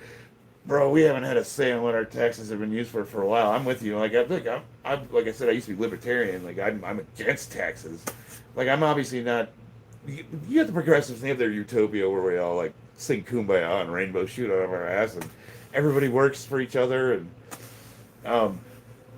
although I think they seem to think that nobody will have to work, they don't understand that the proletariat is everyone. You need to work, but they usually leave that out of their brochures. But you could say the libertarian ideal is like the wild, wild west, but with except for guns, they all hand flowers to each other. I don't know. We're all just going to collectively get along, and nobody's going to take advantage of each other. And who's going to pay for the roads? We're all just going to chip in. I get it. You got to have taxes. The big one I'm against is income tax. The fact that I owe you money because I woke up and went to work this morning blows me away. And people are like, well, how are you going to pay for anything? If you use the roads, pay a toll. There's a way to charge people for the services that they take advantage of. And to me, that's where I would look to, make money. But the argument is like, you don't want your tax money going to that stuff. I wish I had a say in what any of my tax money went to. I mean, when's the last time anyone asked your opinion on anything? And we go to the town hall meetings. Christine and I we participate in our local government, and we always espouse like that. If you want to get involved with politics, the best place to do it is at your local level where you live. The people that actually enforce the laws that you have to live under, that's where you can do the most good. And it's true. She's gotten enforcement on our street during the school. She got the parking thing solved on our road. Like the little things that make the quality of your life better, for you and your neighbors, is where I think the energy of most people should be spent, instead of like railing for these huge global changes that neither of us have like the expertise, the experience, or the foresight to even really comment on it, other than to say we're against something. How do you fix it? I don't know. Like I just said, drop a nuke on the motherfuckers. There you go, problem solved. But I just think, how do you get back to it goes back to what we were talking about earlier with a representative government, where the people have the power as opposed to the rulers that we've given it to. Government no longer represents you and I, and that's the issue. And then how do we collectively get back to that? That's the question. You know, I don't know, man. I will say this though, it's fun to talk about, and it definitely makes for a good laugh. You have to find it funny.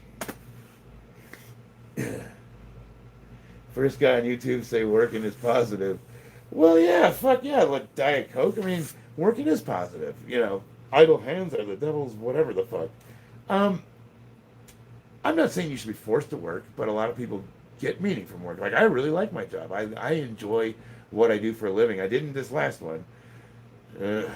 Work, trading your time for money, you have to remember, it's voluntary. So the people that are against work in general are the same people that think that the world owes them for existing. I exist, therefore you should care for me.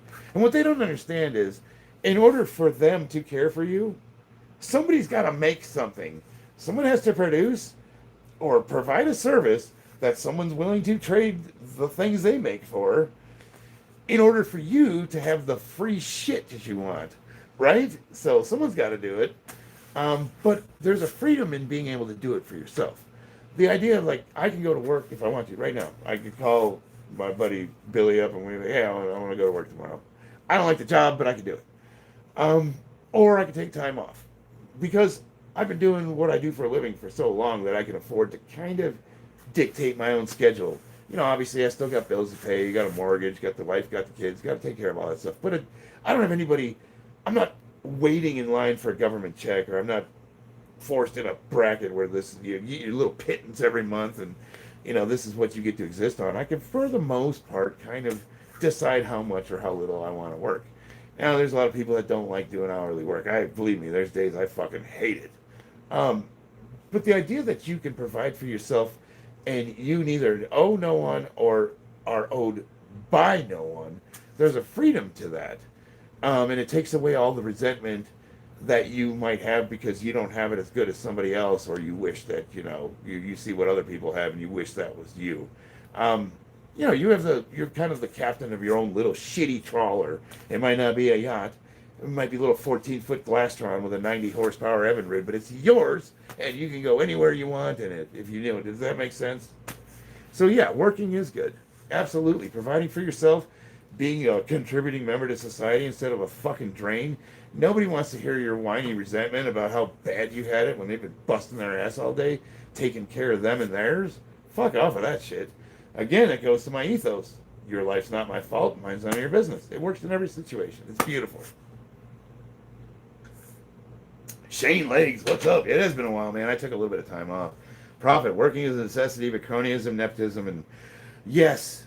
So, Prophet, that was why I'm not working right now, is because I was dealing with every single word in that sentence. You got the Mormons that are running the department back in Utah. They all went to school together. I was not part of the Cool Kids Club. They were embezzling in the company. They were committing insurance fraud. And they fucked me over big time. And I'm glad I don't work for them anymore. And unfortunately, that is something you run into. When you work for another entity, you have to deal with that entity. You work for yourself, you might actually have to work harder. But it's yours. And I'm kind of like, I'm right there at the crossroads. Like, do I want to go back to the corporate thing and continue down the path I was going in, or do I want to try to make this thing for myself? And I'm going to attempt to try to do both at the same time. Because if I could free myself from having to go to work for another large company I would love to do that. But at the same time, it's not about always about me either. It's really about the quality of life for the people that I have living in this house right now. My daughter, my son, my wife. You know, I, I don't get to be selfish. I don't get to say, "What about me?" You know, I have people that are relying on me, and that's a blessing.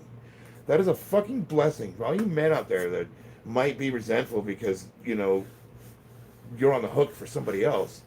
No, that's a beautiful thing. It's really a beautiful thing to be able to provide for somebody, and at the end of the day, you can say, these guys got a pretty good life because I'm willing to sacrifice my health and sanity. There's like you gotta find the middle road is what I'm finding. There's you could definitely go too far in either direction. You don't want to be like Mother Teresa. It doesn't mean Dad can't have dreams. I still compete powerlifting. I play the drums. I do all the stuff I want to do. But it does maybe mean that I can't buy a Corvette and I have to settle for that shitty old Mustang that I've owned since 2009. Okay, is that the worst problem in the world? I call that a quality. Oh, it looks like I got dropped there for a second. Quality problems. Nebraska Cornhusker fan. Hey, believe me, I am not trying to sell myself as someone that's that has the answers. All I can do is give you my experience, strength, and hope, mostly based on the sad predicaments that I find myself in, which are usually a result of something that I did wrong in the first place. There's comedy in that. There has to be. Mixed Marshall Erickson, can you read my comment?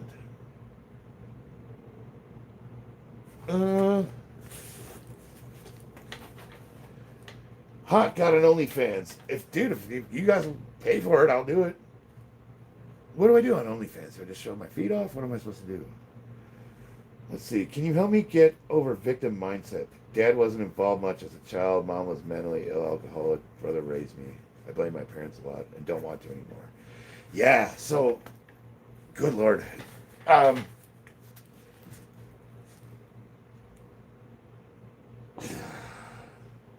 Christina can attest that my parents suck. Let's say it suck. We'll leave it at suck. I was a homeless kid, but I kind of engineered that too.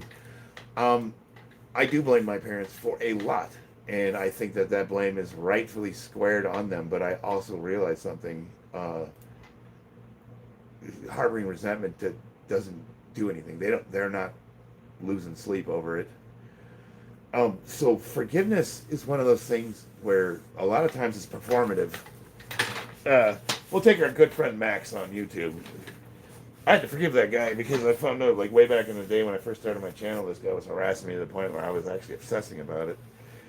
And then one day I woke up and I was like, dude, why am I wasting my energy on this asshole? So I said, I forgive you, Max, and I didn't. I was still harboring resentment. But it's one of those things where you have to daily, anytime you find yourself getting angry, you have to say, okay, I forgive them. Like, it's not about them. They might never give a shit. You might go to somebody and profess your feelings to them in the hopes that they will look at you and be like, you know what, son, you're right. I was a bad dad. I'm sorry. But you might never get that. And so it's really about closure for yourself. You have to convince yourself that it's no longer an issue for you. If anything, it's an asset.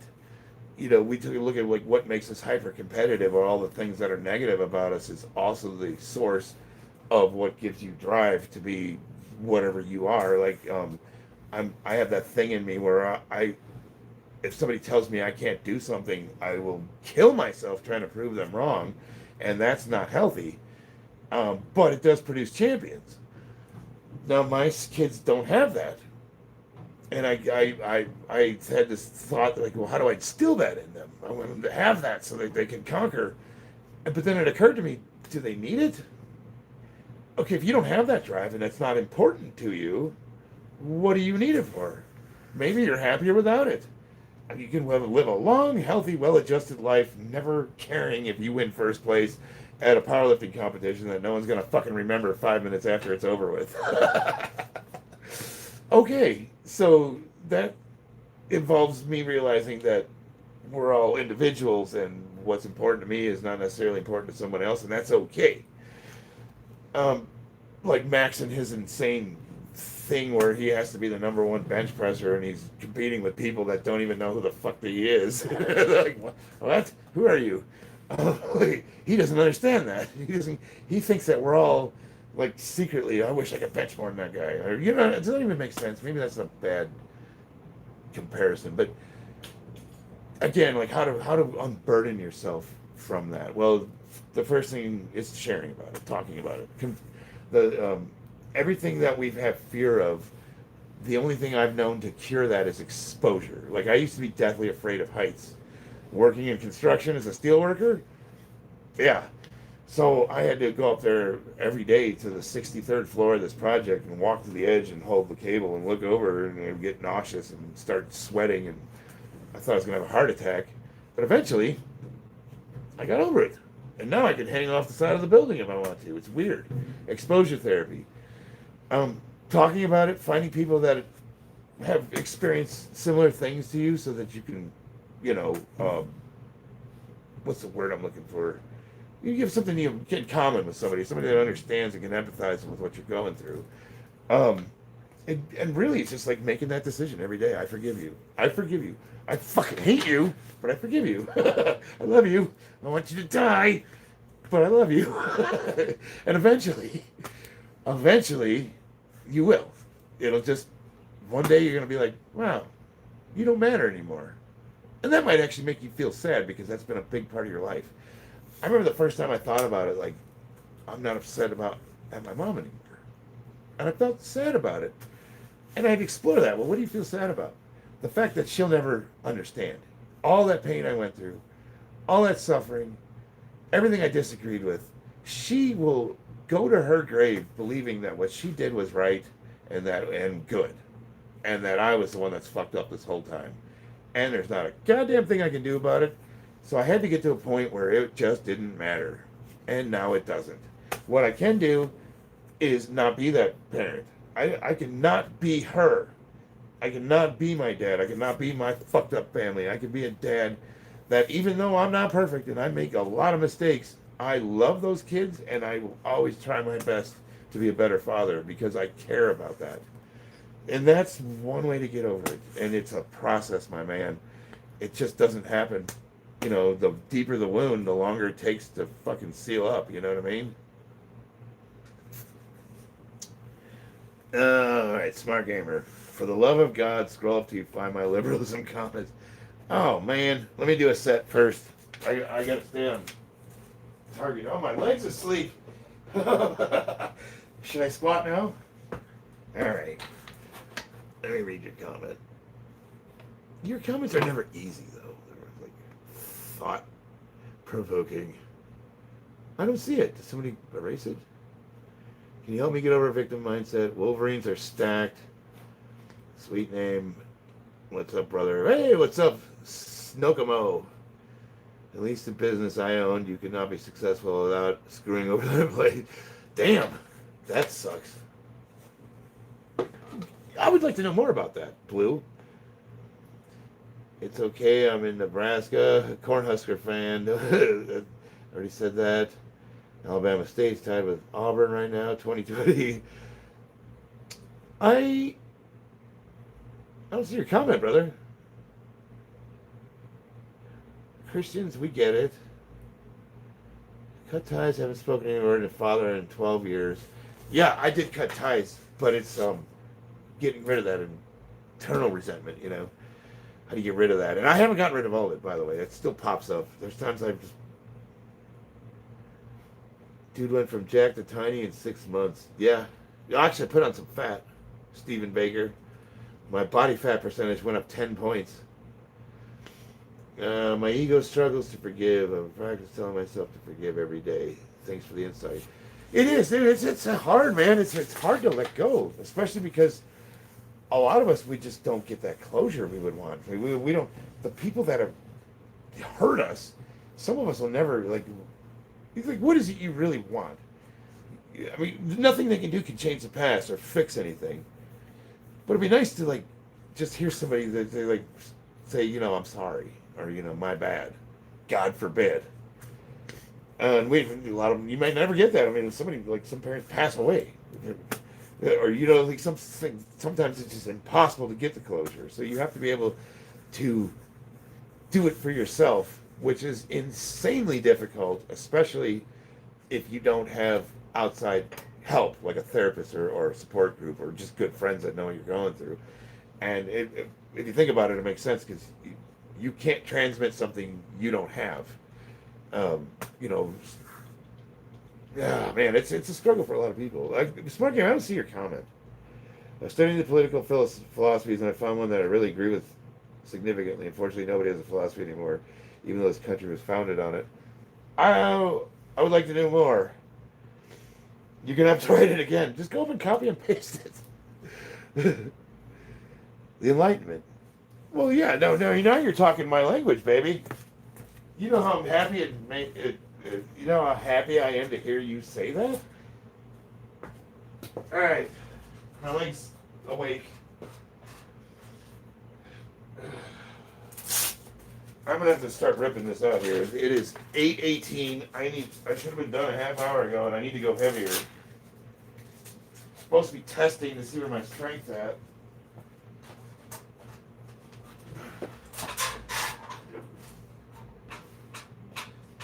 We'll just do 3, and then we'll go up.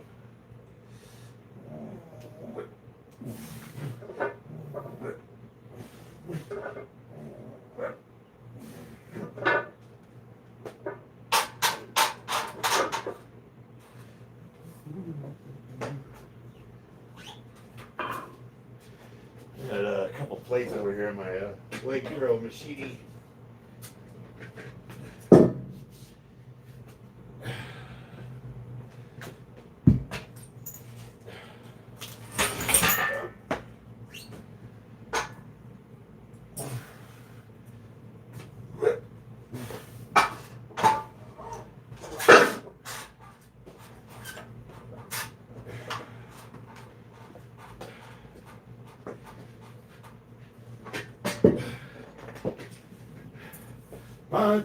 Macho man, I'm gonna be.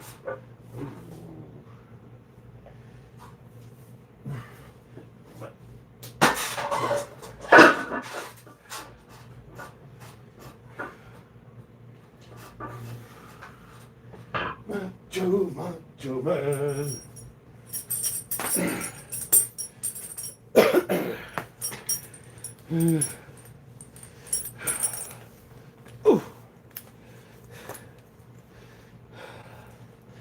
Classical liberalism. Well, that's like what we study. You're speaking our language, brother. Do you know the country was founded on the principles of the Bible? Yes and no. Yes. Well, like if you go back to what Smart Gamer was saying about the Enlightenment, Magna Carta, British Common Law, and then that all goes back to the principle of the Enlightenment is simple. You were born with a spark of divinity, a piece of the holy, where most collectivist ideas don't recognize the individual. There's no free speech because you don't exist. You are a collective. You're whatever you are. You're white, you're in the box of white people, and that's all you are. You're not Charlie the powerlifter. You're a white guy who whatever, pick an immutable attribute. So it's really antithetical to collectivism. Like, there was an argument that Jesus was not communist. He was vehemently anti-communist. I mean, did you see what he did at the fucking temples? Like the father of free markets was Jesus Christ himself. In the Bible, it's like you could see the ideas that our founding documents strive to be are definitely rooted in the Enlightenment ideas, and the Enlightenment was rooted in the idea that you, as an individual, have a spark of divinity And these rights are not granted by the government. They're granted by God himself. And all the Constitution does is protect the government from infringing on those rights, which is to get into like the gun control issue. Like the government grants you permission with the Second Amendment. Fuck you, it does. It prevents the government from infringing upon a right that it has no right to infringe upon. I don't need to ask the government permission. The government needs to stay the fuck out of my business. That's the idea. People get it backwards. They think that the Constitution is a permission slip and that the only rights we have are the ones that are enumerated in the Bill of Rights, which is bullshit because one of the amendments says any rights that aren't enumerated by this list are also protected as well, because we couldn't fucking think of all of them. As a matter of fact, one of the papers my wife did was, was it Thomas Jefferson or Hamilton that thought that the Bill of Rights should not even be included in the Constitution because enshrining them would cause a perceived limitation of the rights that are enumerated. Does that make sense? But basically just saying here are the rights you have, or the ones that are protected from the government, it would exclude all the ones that weren't listed on there, if that makes sense. And there was a whole debate about that. Was it Jefferson? The Diet Coke. Do you ever wish you were strong? Yes. For the simple fact that your mom is a heavy woman. Holy shit. Trying to pick her up and go upstairs with her. Oof. Talk about her earthquake drives all the boys from the yard. Damn right. It's louder than yours. Clapping them cheeks. Kababa, kababa, kababa. And I get lost in that sea of boobies. Isn't it weird to think I probably could have been your dad? The Diet Coke. I do like me some Diet Coke. Oh yeah, he's a retard. I've been watching him in the comments. Like he thinks I'm waiting for him to say something funny. That's the best I can work with. So sorry guys.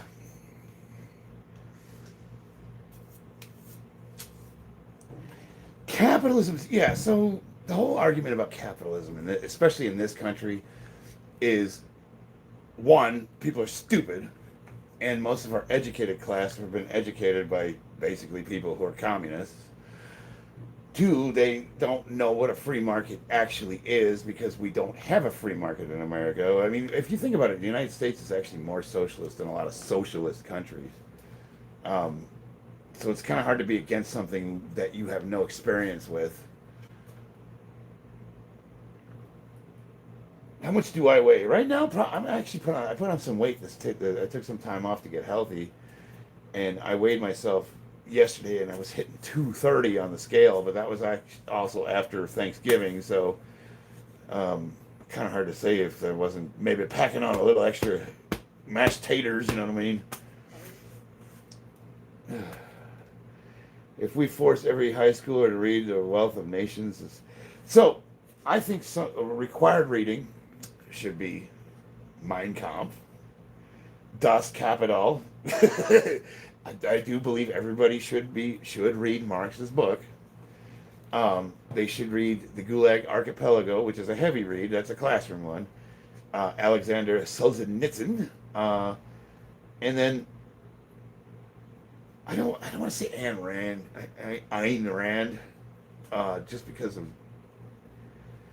I like her, but she's kind of an edgelord. Who would be a good what would be a good digestible read for the Enlightenment ideals? I think everybody should read Plato and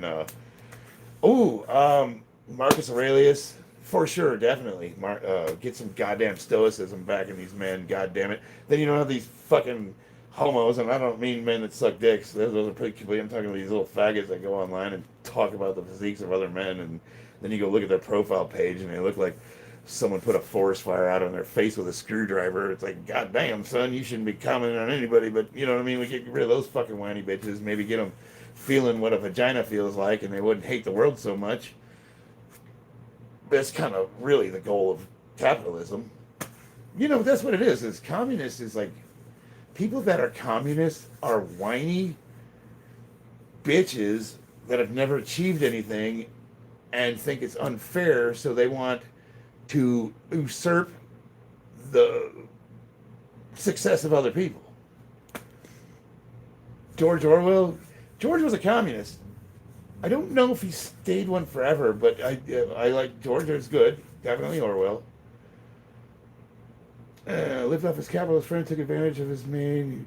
No, Marx was a shit. Marx was a whiny, resentful shitbag, and if you read the way he narrates his book, he is condescending as fuck when he talks about the argument that a capitalist would make for ownership of the means of production. He reads it off, dude. It's you could just fucking feel the goddamn vitriol, like you could tell. But because that fucking loser influenced so much of the death and destruction and a net negative to the human population in history since World War II, you gotta wonder why, why. And it needs to be required reading. I firmly believe that if more people in Germany would have read Hitler's book, the fucking Holocaust wouldn't have happened, because they would understand how batshit crazy that dumbass was.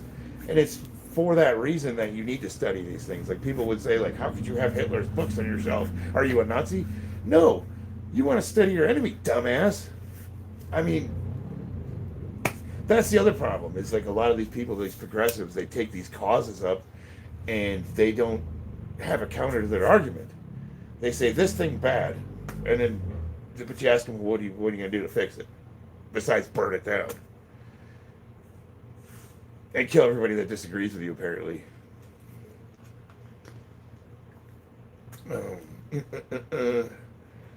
Devin Jock 777. Who dumb because someone calling you out on your clueless ass? I'm a genius in Jesus Christ. Bada boom, bada bang.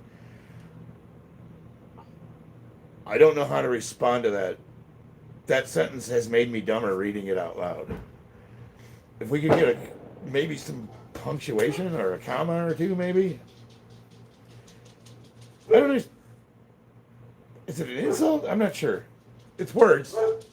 You wrote some words. Good job. People think taxes and welfare is socialism now. It's bad. Welfare is kind of socialism, if you think about it. Social services. So, but I see your point. Like they think that like the basic needs that they have being met is like something that everybody can have equally, and they don't understand that some fucking asshole has to go to work and produce something so they could steal his money to pay for that shit. Yes, I agree with you. I see Adam Smith as you see Jesus. They're both. I would say Adam Smith was very Christ-like. We don't live in a capitalist society. No, not at all. Absolutely not. I agree with you 100%. But that's the thing, is that you have people in this country railing against capitalism, and they don't know what the fuck capitalism is. Just lost a brain cell. I lose them every day. Which comment is hurting your head? I just don't like it when people use the word retard. Yeah, I hate retards that get offended over words. That's why I'm on a mission to bring it back. The two words I grew up with as Gen X is faggot and retard. When I was a Marine, the first thing you did when you went into birthing areas, you go, what are you faggots doing? Hey, what are these retards up to? No, what I want to bring back is a society that's not fucking offended by everything. These goddamn perpetual victim machines. Like, god damn it, let's get Marcus Aurelius. That's why that needs to be required reading. Show some goddamn stoicism. I'm offended every fucking day. You know what I don't do? I don't whine about it. I just suffer in silence. Lock the pain below. I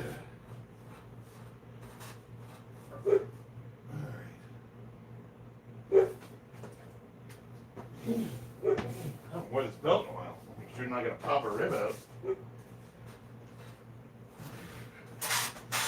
and the pain below, much like suffocating.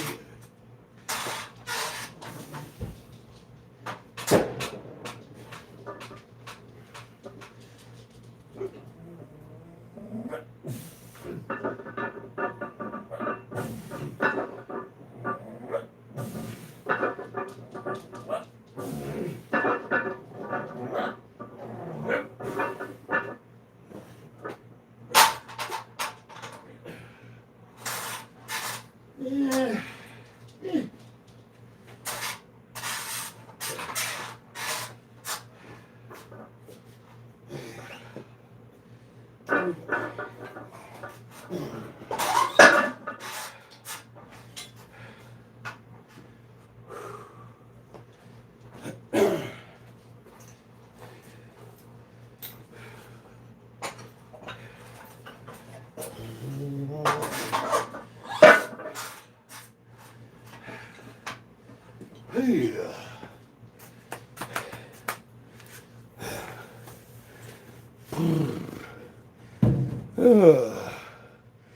Those dickheads love calling Scandinavia.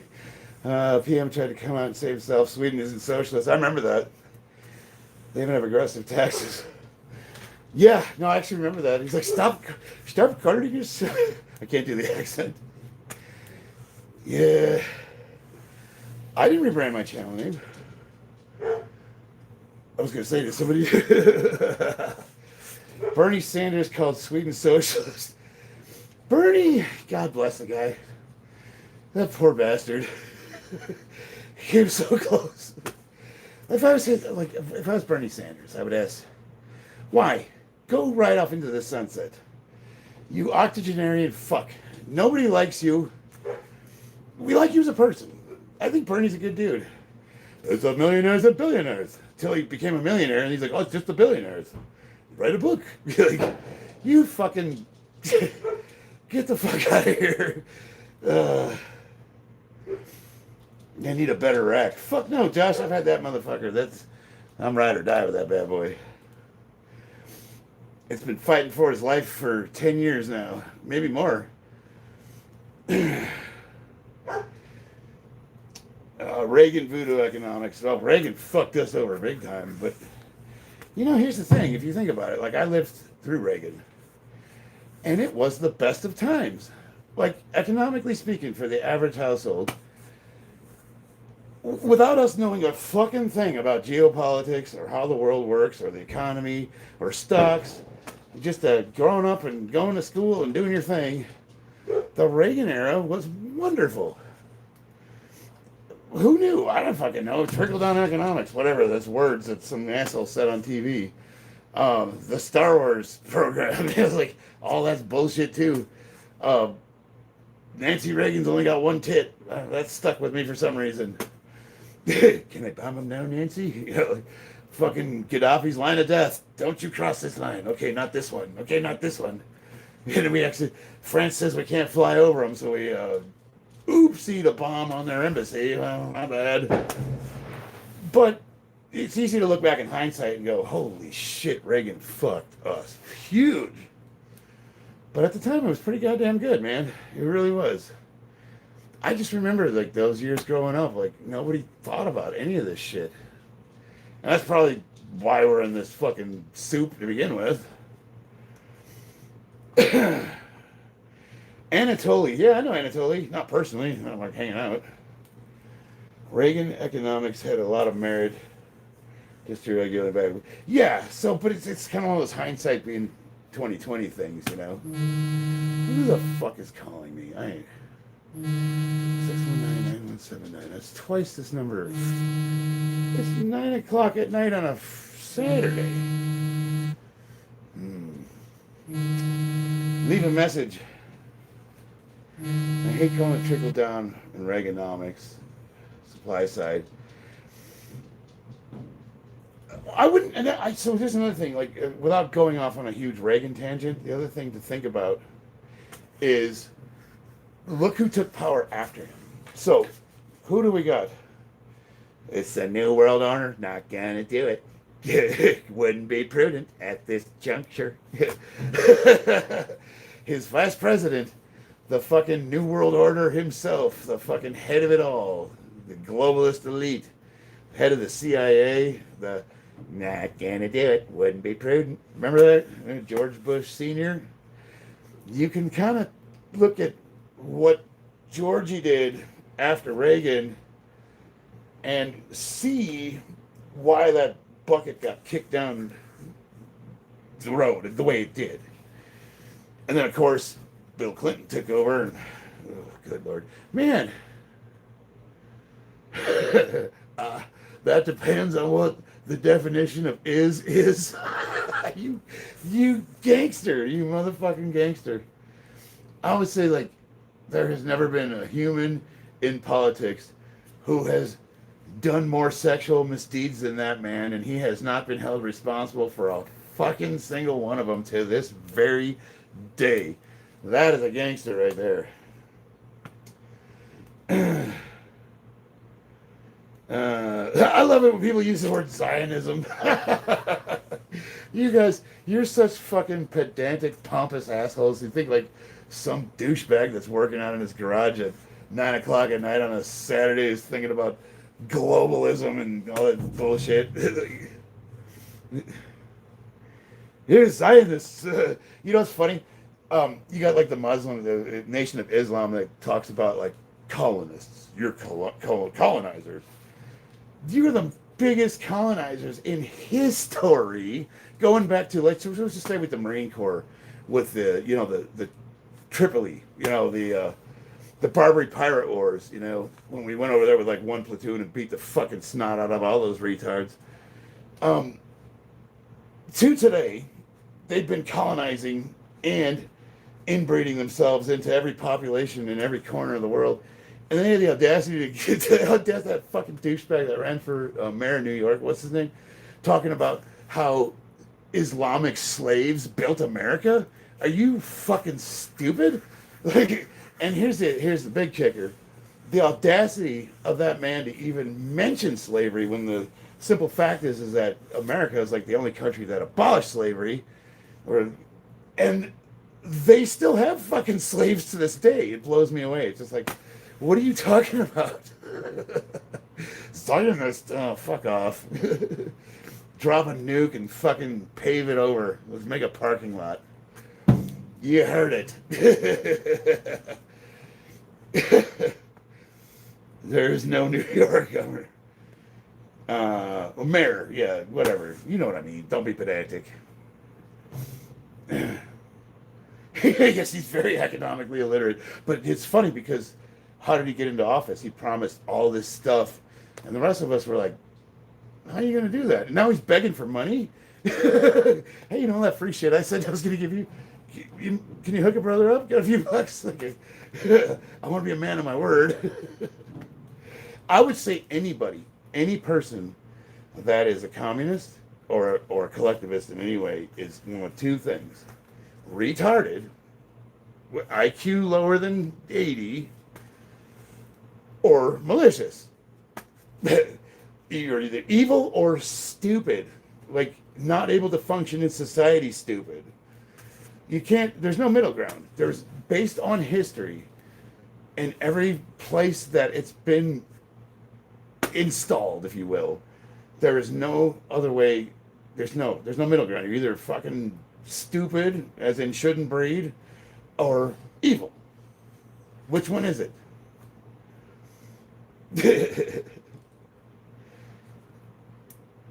Do an elbow lever? I don't know what that is. You have to describe that. Ottoman slavery was going on until the end. They just sucked so bad. Yes, Prophet Fear, my man. I love it, brother. You know me, I sometimes stutter and have a hard time formulating words. I'm looking for, like, you nailed it right on the head, the Ottomans. 100%. And, yeah, they stuck with the same tactics until the end, too, which is why they wound up getting wiped out. It makes me wonder, though, like, so with the Ottomans, were they riding on the Persians? And how did the Ottomans get as powerful as they did? I need to study more of that history. I spent most of my time studying, like, Eastern Bloc communism and, like, like the Caucasian nations around that surround Russia. It's not even about how you're going to pay for it when someone comes to free stuff. It's the fact that cheese goes bad. You got to make it free for everyone. Yeah, but it doesn't work that way. No, but he openly said that he was going to take from people that were more fortunate and redistribute it. And didn't he come out and say he was going to have higher tax brackets for? I don't think he actually said white neighborhoods, but didn't he do that? Or am I making that up? Because I thought I heard him say that. Like, I don't know, that's unconstitutional, but here's the thing is, like, people also talk about, like, the rights that the states have versus the Constitution, and you were talking about, like, how can states like California, with all the gun control and everything they do, legally get away with it? And what it is like, the states have the rights to run their constitutions the way they see fit, and it's, again, supposed to be representative government, but it's, like, people's responsibility when like a executive order or whatever comes down the pipeline, it's really our duty to legislate against it. Like, we're supposed to take those ideas to court and let the courts decide if they're constitutional or not. And for the most part, that does happen. Because one thing that I'm kind of not happy with the ability of the executive office being able to run a parallel government by fiat using executive orders. But if you look at the way it's played out for the most part, while it does create initial chaos, it does seem to balance out. And then the things generally that are good do eventually become enshrined in law using Congress.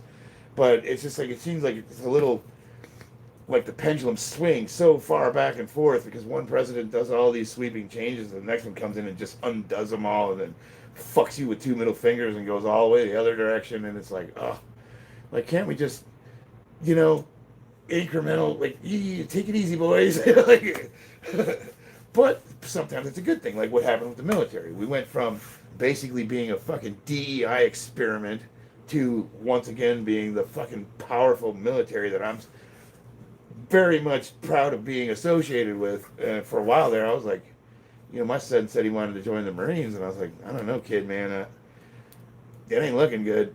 The military that I served in, I don't recognize it, but now it's starting. It looks like we're making a comeback, and but then what happens when he's out of power and the next guy takes over? It's like,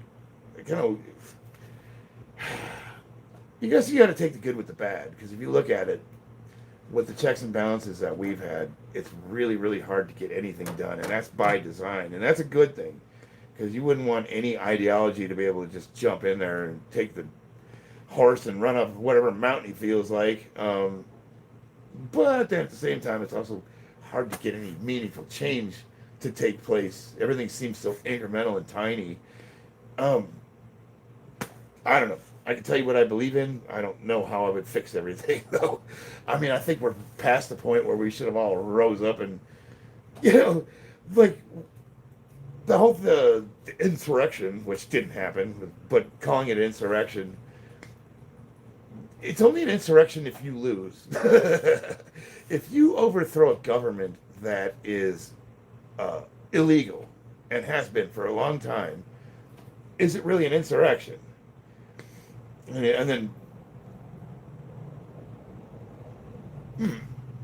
got me thinking there. Like, I think we were way past the point where we should have overthrown our government and, like, gotten rid of all the. They're not even octogenarians. These goddamn corpses that have been in office, the career politicians, and they've enriched themselves. And how many people have gotten rich just by following Nancy Pelosi's stock purchases?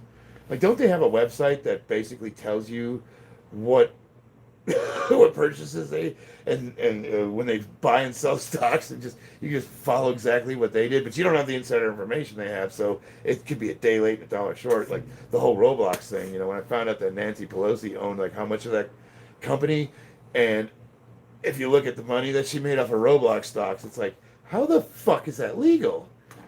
like it's one thing that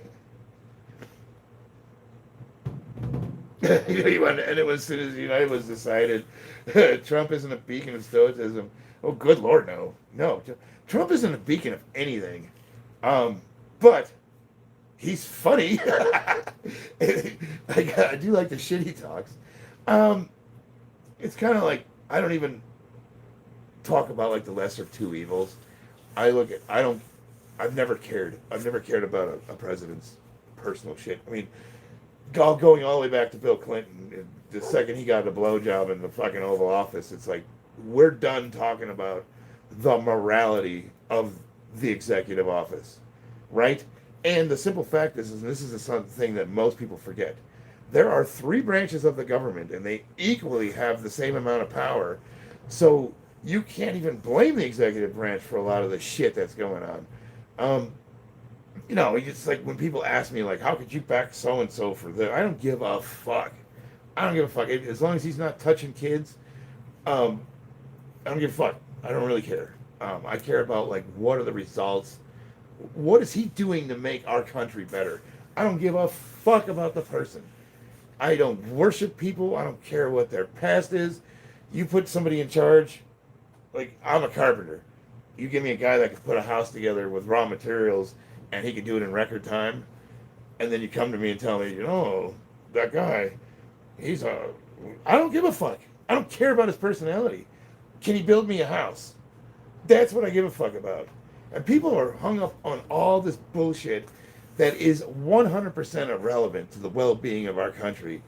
I don't give a fuck. I don't care if he's a womanizer. I don't care who he talks shit to. I don't care what businesses he's ripped off. I care about the job he's doing that we elected him for. And is he doing that? And then we have that discussion. What do I think of LGBT? I think it's stupid. I don't give a fuck what you stick your dick in. That's between you and whoever's butthole you got your dick in. As long as they're cool with it, what do I need to be involved for? The whole idea of LGBT insinuates that I somehow need to participate in what you're into. And it goes back to my ethos of your life's not my fault and my life's none of your goddamn business. Does that mean I'm anti-gay? No, I don't care. I don't care. I don't give a shit. I think it's great. I have friends that are gay. They're married. Actually, they don't talk to me anymore because of politics. They were good friends. It doesn't matter. It's irrelevant. What you stick your dick in is the least interesting thing about you. The fact that it's a thing that I have to be for or against already tells me that it's a distraction and a waste of my time. Bro, why do people almost impeach him for that? Let him get blown. Oh, dude, you look at the times, like, he was coming off of the whole, you get Tipper Gore and, like, the whole, that was, like, the moralistic time in America when we were censoring lyrics and the parental advisory and, like, all that stuff. It was still very, very religious undertones in our positions of power. And if you look at, like, the Clintons, when they came to office, they were the antithesis to that. If you looked at, like, George Bush and his wife and Reagan and Nancy and you got a guy like George playing the saxophone. He's all, like, trying to hump everything that moves, and he's got that hateful little cave troll that follows him around. What's her name? Hillary. And he was getting blowjobs in the office, and most guys like me, we were younger, and we're like, good on you, bro. Like, that's fucking awesome.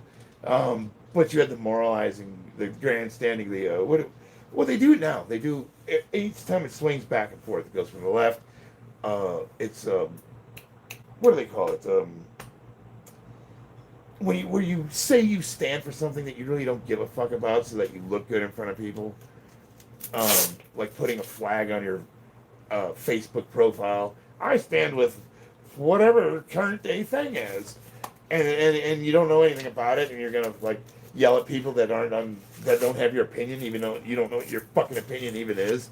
And then when somebody asks you what your opinion is, you accuse them of attacking you. Yeah, those people. Well, they're on both sides. What are they? Virtue signaling. Virtue signaling. Yes, virtue signaling. Raymona, hello from Germany. Matters though because in some cases it becomes legal, like marriage recognition. Yeah, but see, here's the thing, like, morally I'm against abortion. I'm pro-life. But I'm also against the government being involved in the decisions a woman makes. So, from a legal standpoint, I'm for abortion. Is that fair to say? I'm never for it, but it's like none of the government's business. Well, it's the same thing with marriage. Gay marriage, I don't think the government should have a say in regular marriage. Why do I need a fucking permission slip to get married? It's for taxes. That's all they give a fuck about is money. At the end of the day, if you really get down to it, it's all about money. But because of the way this country was founded, and Smart Gamer touched on it earlier, we were founded under, we'd say like Enlightenment ideals, which have strong Christian undertones, and a lot of it was like the Protestant movements that came over from England to the United States. Like a lot of those were not just Christians; they were pearl clutching extremists. You know, the Scarlet Letter, burning witches and shit. If you sink, you're not guilty, but if you float, we'll burn you at the stake. You know, those people. Well, those are the motherfuckers that founded this country. So, fast forward to the whole gay marriage thing. I mean, of course, that's majorly why it was an issue to begin with, because it was seen as if we give them any ground whatsoever, it's an erosion of the principles this country is founded on. Now, there's an argument you could say where they were right, because look how far it's gone. Like the argument we said is, you give them an inch, they're going to take a mile. First gay marriage, and now we're fucking arguing about whether children can cut their wieners off because they think they might be a girl. You know, like, so there's a discussion to be had about that. But, you know, like drag queen story hour, like, if you would have said that when Bill Clinton was in office, you probably would have been hung in public, you know, beaten like a piñata. And now it's like a conversation they're having.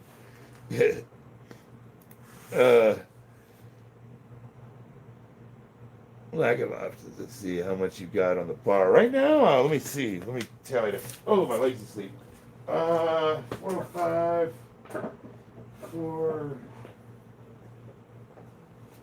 475.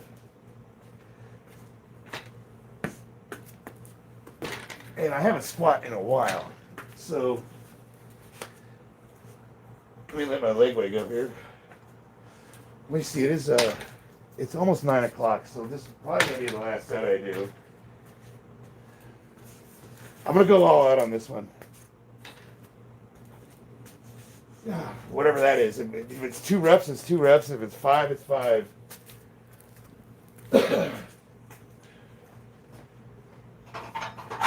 If it's 1, it's 1. I don't know.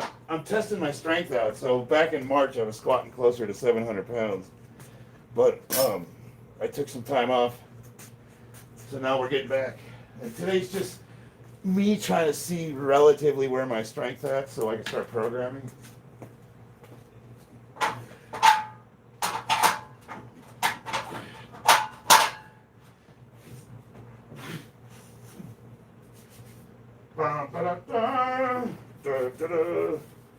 All right, place your bets. Is he gonna collapse and fail in 1 rep, or what do you got your money on, boys?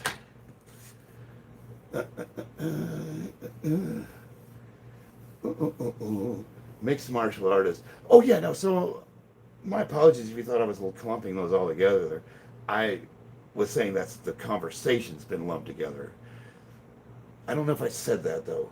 But that if you ask the average person when they talk about, like, you know, what the consequences of gay marriage were back in the 90s, they don't distinguish between anything that's been tacked onto that flag. They see it as all one movement. And if you think about it, it was kind of engineered to do that. And again, that goes back to my argument where your personal choices about who you choose to be intimate with are really none of my fucking business. And I don't judge anybody. Believe me, I don't care. You know, I always say, when it came to the service, the guys used to make fun of, like, the Air Force or the Navy guys, Marines and all. I always said, hey, if you got your guns pointed in the same direction as mine, we're friends. I don't give a fuck.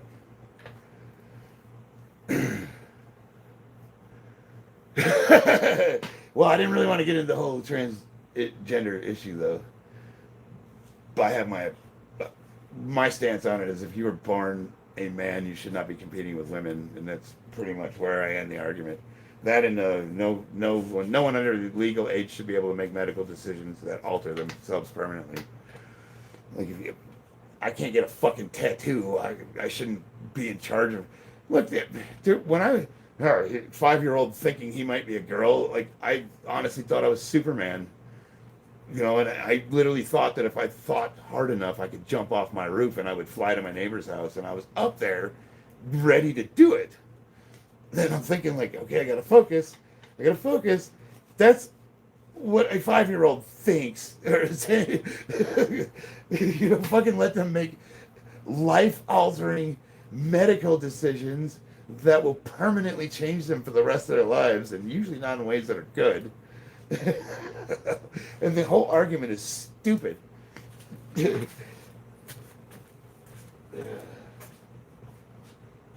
I believe I can fly. And all I would have needed was one of my homies over there to go, you can do it! And I would have been a fucking stain on my driveway. But what if I would have flown? Alright, boys, this is I haven't gone heavy since surgery. I gotta admit, I'm a little nervous. I don't know why. I need to put 200 pounds on this thing to get back to where I was. Alright.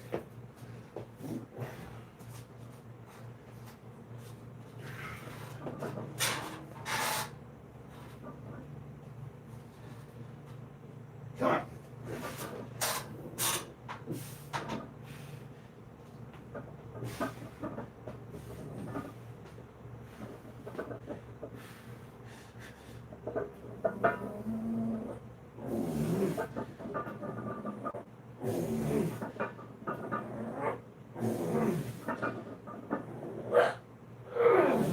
Shit.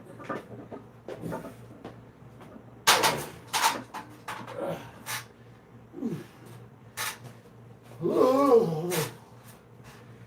Yeah. I don't think I hit depth on any of those.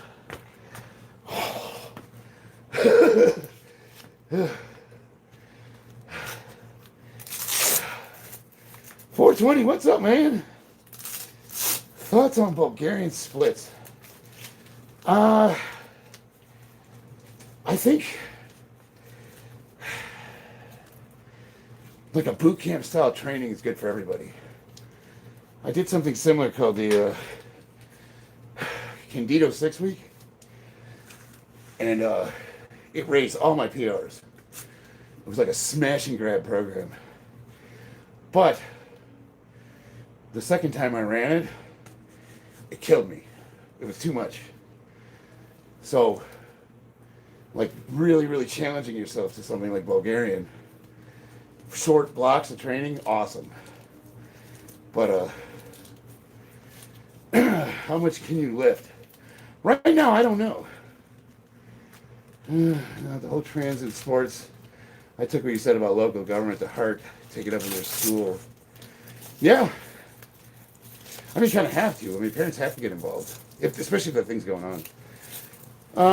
So, in competition, on record, quadriplegic, my squat, if you went on open powerlifting right now and looked me up, age 48, squat 620, deadlift is 670, and bench is 385. In the gym, I've hit 425 on the bench, 685 on squat, and did I do 700 on deadlift? I did 720 for a double with the trap bar. How much did I do in the straight bar? Probably about 690, somewhere in there. And that's all over either between the age of 48 and 50.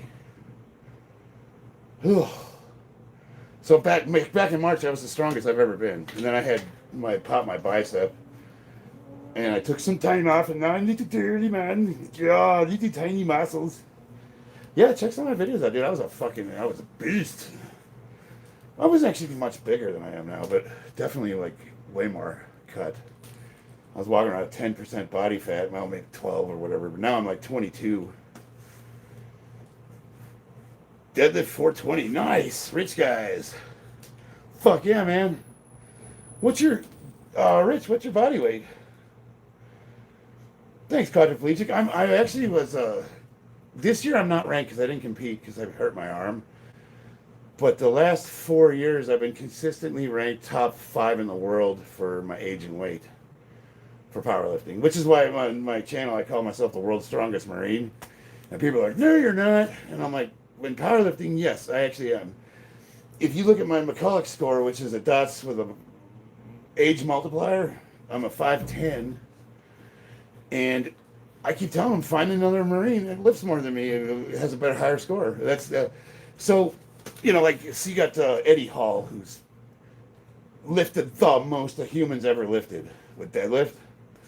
But then you got like John Hack, who weighs 220 and did 40 pounds or whatever.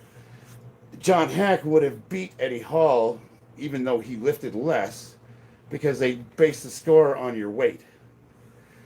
Well, that's my score. I have like on my weight class with the age modifier being over 40 and now 50, I have the highest score of any Marine that I haven't seen anybody like come close yet. So I stand by that stupid name. But it's funny, when I made the name World's Strongest Marine, I was being tongue-in-cheek. I didn't really think I was. It was more just talking shit. Because, I mean, if you look at it, there's different types of strength. You got one guy who's like the pull-up dude that can do all the crazy pull-ups and fucking hold his body. And like that's a strength I don't have. So you could say that guy's stronger than me. But when it comes to just pick up weight, put the back down, I am the best. So this little old fucking shriveled... I'll get back. Give me a month. Are you gay though? What would it matter, Georgie? Would it help me lift more? Best protein brand. I don't really do protein. Like I don't think anything's wrong with it. It's just like it's a meal meal replacement. I get what's that brand EOS Fitness sells? Help me out, babe. They have a protein. I can't remember the name of it. What do I got in the closet? Let's take a look. Let's see what Chuck's got for supplements.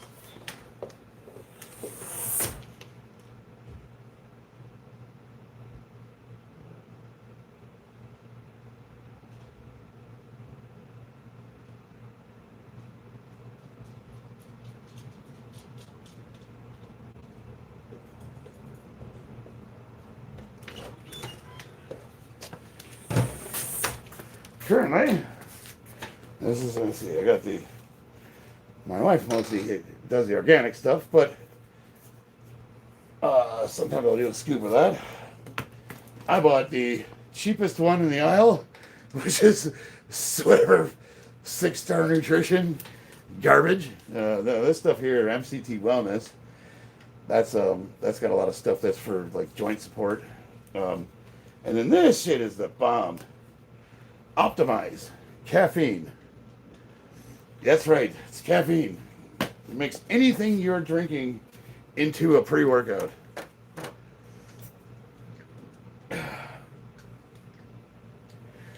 Mr. Laugh Out Loud Ricky. So give me a month and I will take you up on standing next to me and Arnold. California schools will ask you for your sexual orientation. I know. It blows me away that anybody would ask that. Like, what the fuck difference does it make?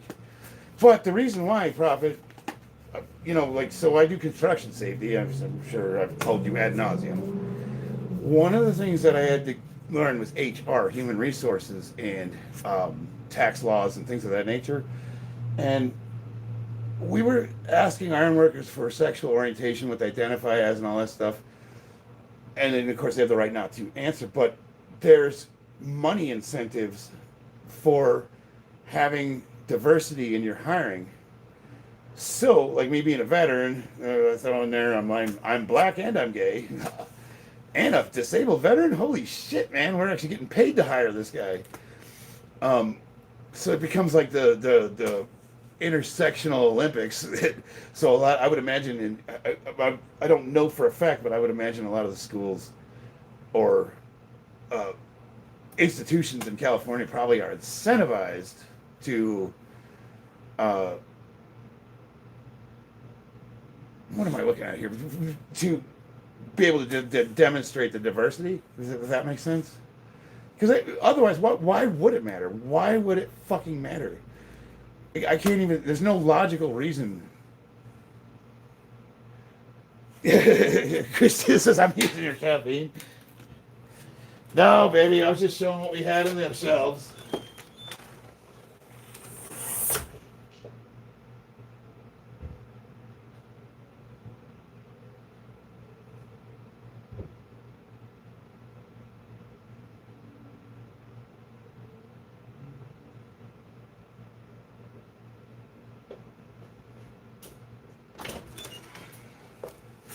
I'm going to give you guys a little secret, though, and I'm sure this is not new.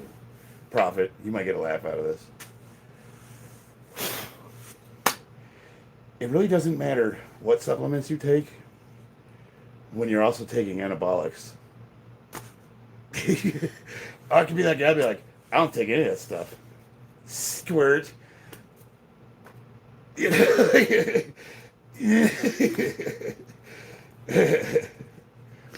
what did Prophet say? Affirmative action is one of the most pro-white policies.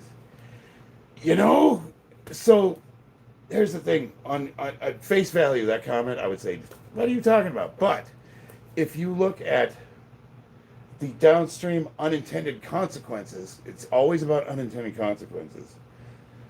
That whole joke that they were giving Charlie Kirk shit about, where it said he wouldn't have a black pilot, or he wouldn't fly a plane if a pilot was black. Why was that funny? Or why was it not funny? Or why whatever?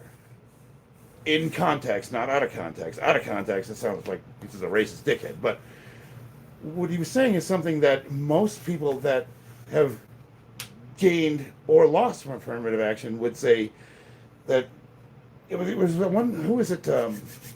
What was his name? He was saying that even though he was legitimately the top of his class, and he put all the time and effort and was the best PhD candidate, there was always that question of, was this guy, did he get to where he was because the system let him slide by? Or was he legitimately, was it meritocracy, or was it because of his skin color? And he always has that over his head where people are always going to question, did you really earn your degree, or was it given to you because of diversity? And that, unfortunately, hurts that demographic. Those are unintended consequences.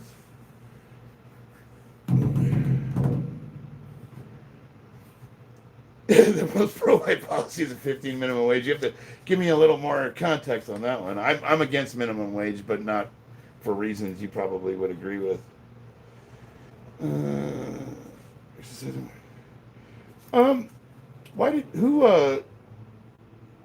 Who deleted Mr. Laugh Out Loud Ricky's comment? I lost weight. I was 184, and now I'm 166. Exercising 4 days a week, and moderate watching of what I eat and drink. Smoothies. What was wrong with that comment?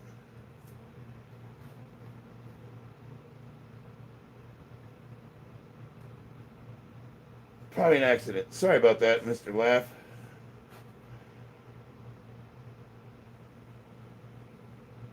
DEI equals did not earn it. Yeah, exactly. Well, I don't know. Do we have any Rush fans, like the music band Rush? There's a song called The Trees, and it tells a story about the maples and the oaks. And the oaks are very large, and they drown out all the light. The maples can't get any sunlight. So the song ends with the maples demanded equity. So rather than make it so that the maples could be the same height as the oaks, they cut the oaks down to the same size as the maples. And that's generally what they have to do. The only way you can have anything that resembles equity is to lower the standard to the lowest common denominator. Now, I firmly, for me, what I want to see is equal opportunity. I want everyone to have the same swing at the bat.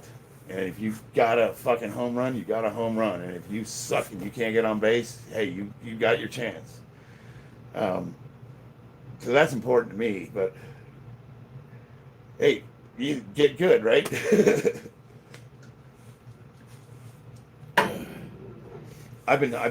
So I guess we could joke about this. So I've been applying for jobs. I've been ready to get back to work, and when they ask my demographics, I've been mixing it up. On some of them, I say I'm Asian, and some I say I'm black, and some I say I'm white or whatever.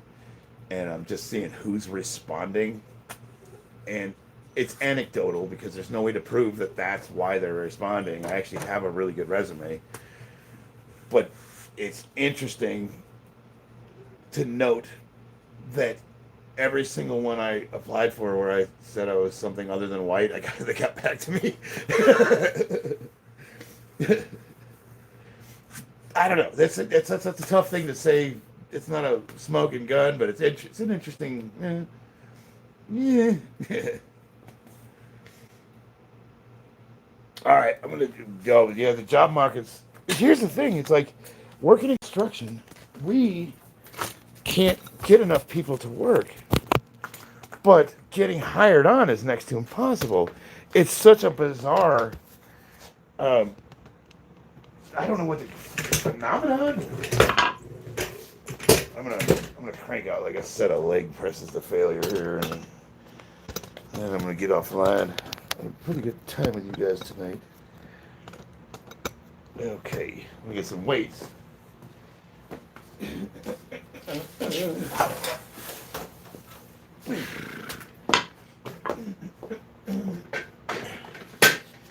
Yeah, I'll get another one here.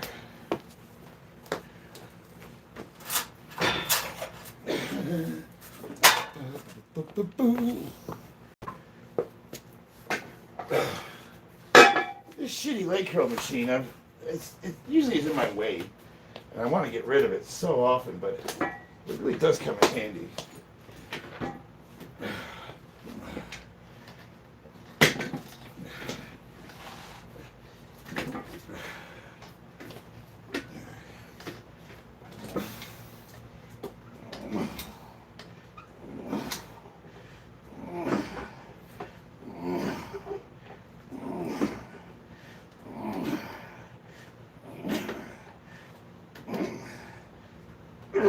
Do it now. Do it.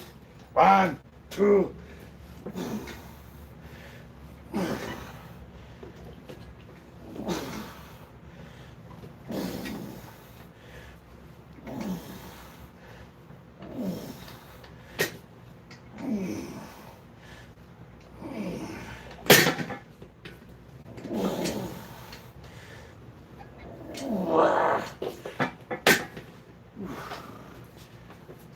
Oh, this is a Smith machine, so I could do, you know what? Let's do that. Mr. Smith, Mr. Anderson.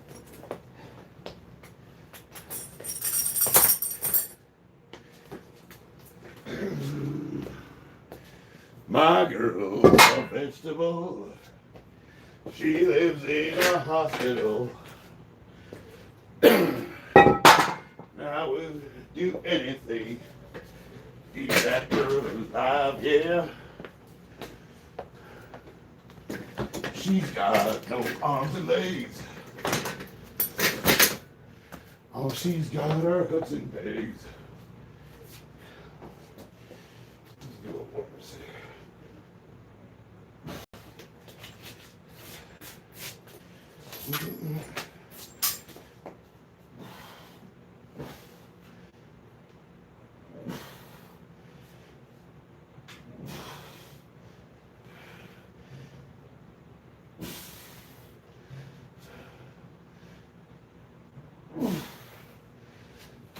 Do with the weight.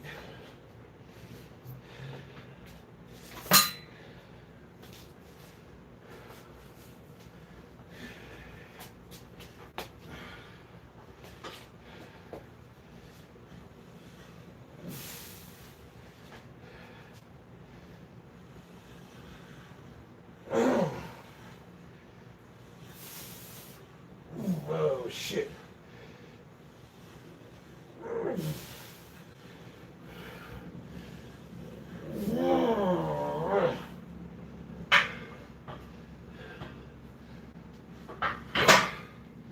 Oh, definitely gotta feel that in the morning.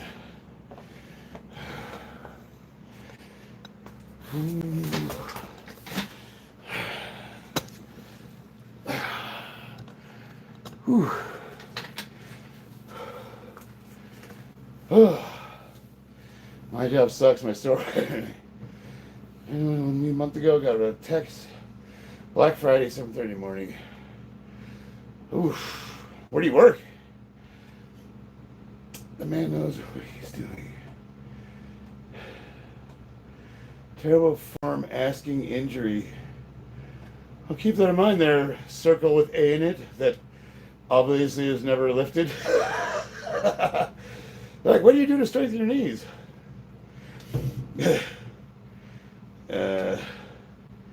Mad Snow Bunny ass. Oh yeah, pig's ass if you cook it right. Your mom shut your phone number off again? Oh, so that's why you haven't been answering my texts. I thought you were mad at me. And I mean, rightfully so. I kind of disappeared on you.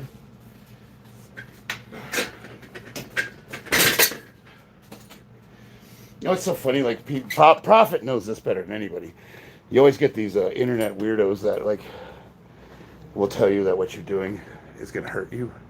And they'd be right. Like, if you didn't know what you were doing and you've never done some of these moves, you would hurt yourself. But, like, for those of us who've had knee rebuilds and surgeries, and they ask you, like, well, what did you do to recover from your surgery? And then you show them the exercise, and they're like, you're going to hurt yourself.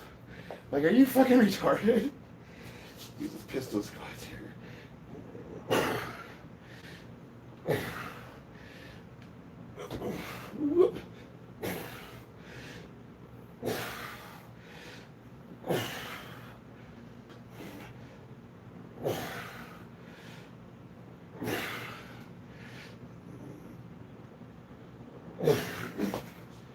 Ooh, dancing.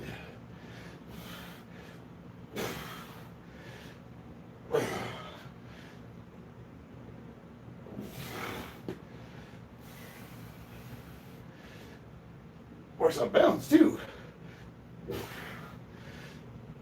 I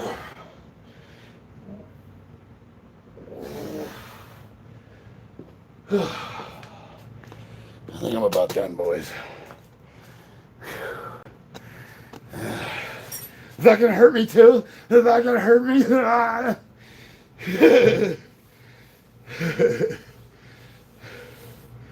I wouldn't need that knees refilled. You're so smart. I blew my knee out in the military, asshole.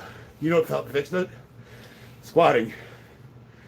And if it's terrible form, what would you do differently if you're doing sissy squats? Tell me what you would do differently. You're a fucking retard, and nobody cares.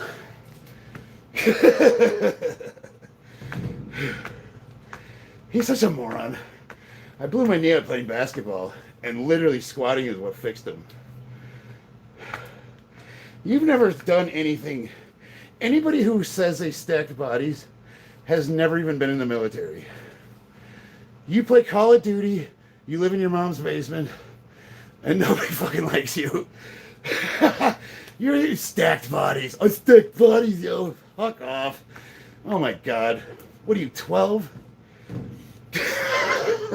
I stacked more bodies in Fallujah. Well, first of all, it's an artillery, so I doubt it. I doubt you stacked more bodies. We have bigger guns. Which side were you on? There's no fucking way anybody who served in the military would ever say anything that stupid. God, it's so Halo 3 teabagging that it's almost... Oh my god. Okay, who is this guy? A-O-O-D-O-O. He literally just said... First of all, he doesn't know what he's talking about for exercise, but he literally says, I stacked more bodies... Where did it go? I stacked more bodies in Fallujah than you have in the past 5 years. First of all, how would you know that? Second of all, I was actually a Marine, and I don't think you even served. Why? You're... I love it. You're awesome. You know what? You're my new favorite person. You win the internet tonight. Go to channel. Let's see if you got anything on there. Oh, there's a surprise. Not a whole lot to back that up. I stacked more bodies than Fallujah. Wait. Let me go back to this comment. Where'd it go? I stacked more bodies in Fallujah than you have in the past 5 years?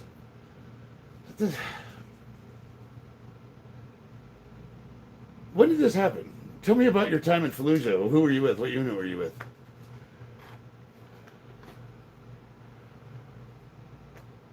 Don't dip out on me now, man. You gotta back that shit up. I needed. What unit were you with?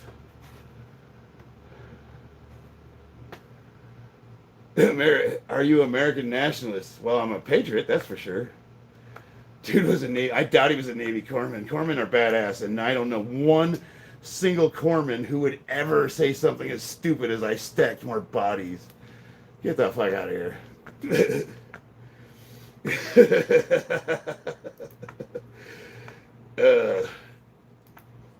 Define nationalist. SYS8110. What do you mean when you ask me if I'm a nationalist?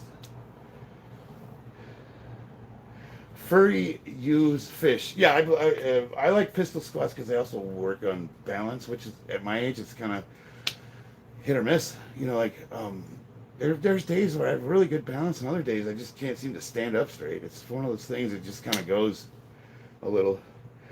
I love my corpsmen. Corpsmen are awesome. What do you think about Israel buying your politicians? I don't care. SYS? What do you think about it? I mean, like, are you like a geopolitical expert? You know, it just honestly, if I was in charge, I would just bomb that whole fucking area and nuke it off the face of the earth and turn it into a parking lot. So, oh, I'm looking at your flag here. Oh yeah, for sure, I would nuke you guys off the face of the earth. I mean, I would just eradicate the planet from that cancer. Do you know, like, since that religion endorses marrying cousins, the inbreeding, that if you look at like the recorded national IQs, they're breeding some of the dumbest motherfuckers on the face of this earth. They're actually like turning their populations into retards. Like lower than 80 IQs.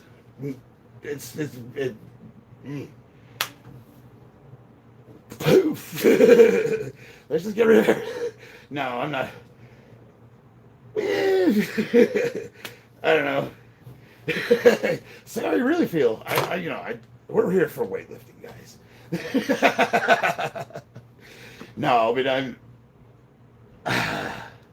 yeah, Down syndrome. There you go. Jack me off. Probably needs help with that. Does not do it himself. You could do better than me, though. My hands are kind of rough. All right, guys. I had fun. I actually have opinions on all this politics stuff, but really, at the end of the day, if I can't pay my bills on time and you ask me about Palestine, I'm going to say that we did a pretty good plan when we ended World War II with Hiroshima. Take from that what you will. But not saying that's what we should do. I'm just, if you're asking what I would do, C-130, just kick a daisy cutter out of the back of that bitch. See what happens. My hands are soft. Touch your mommy's boobies. Yeah.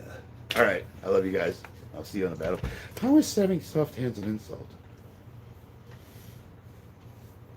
Do you not participate in skincare? Are you one of them sub-IQ 70 cousin fuckers we're talking about?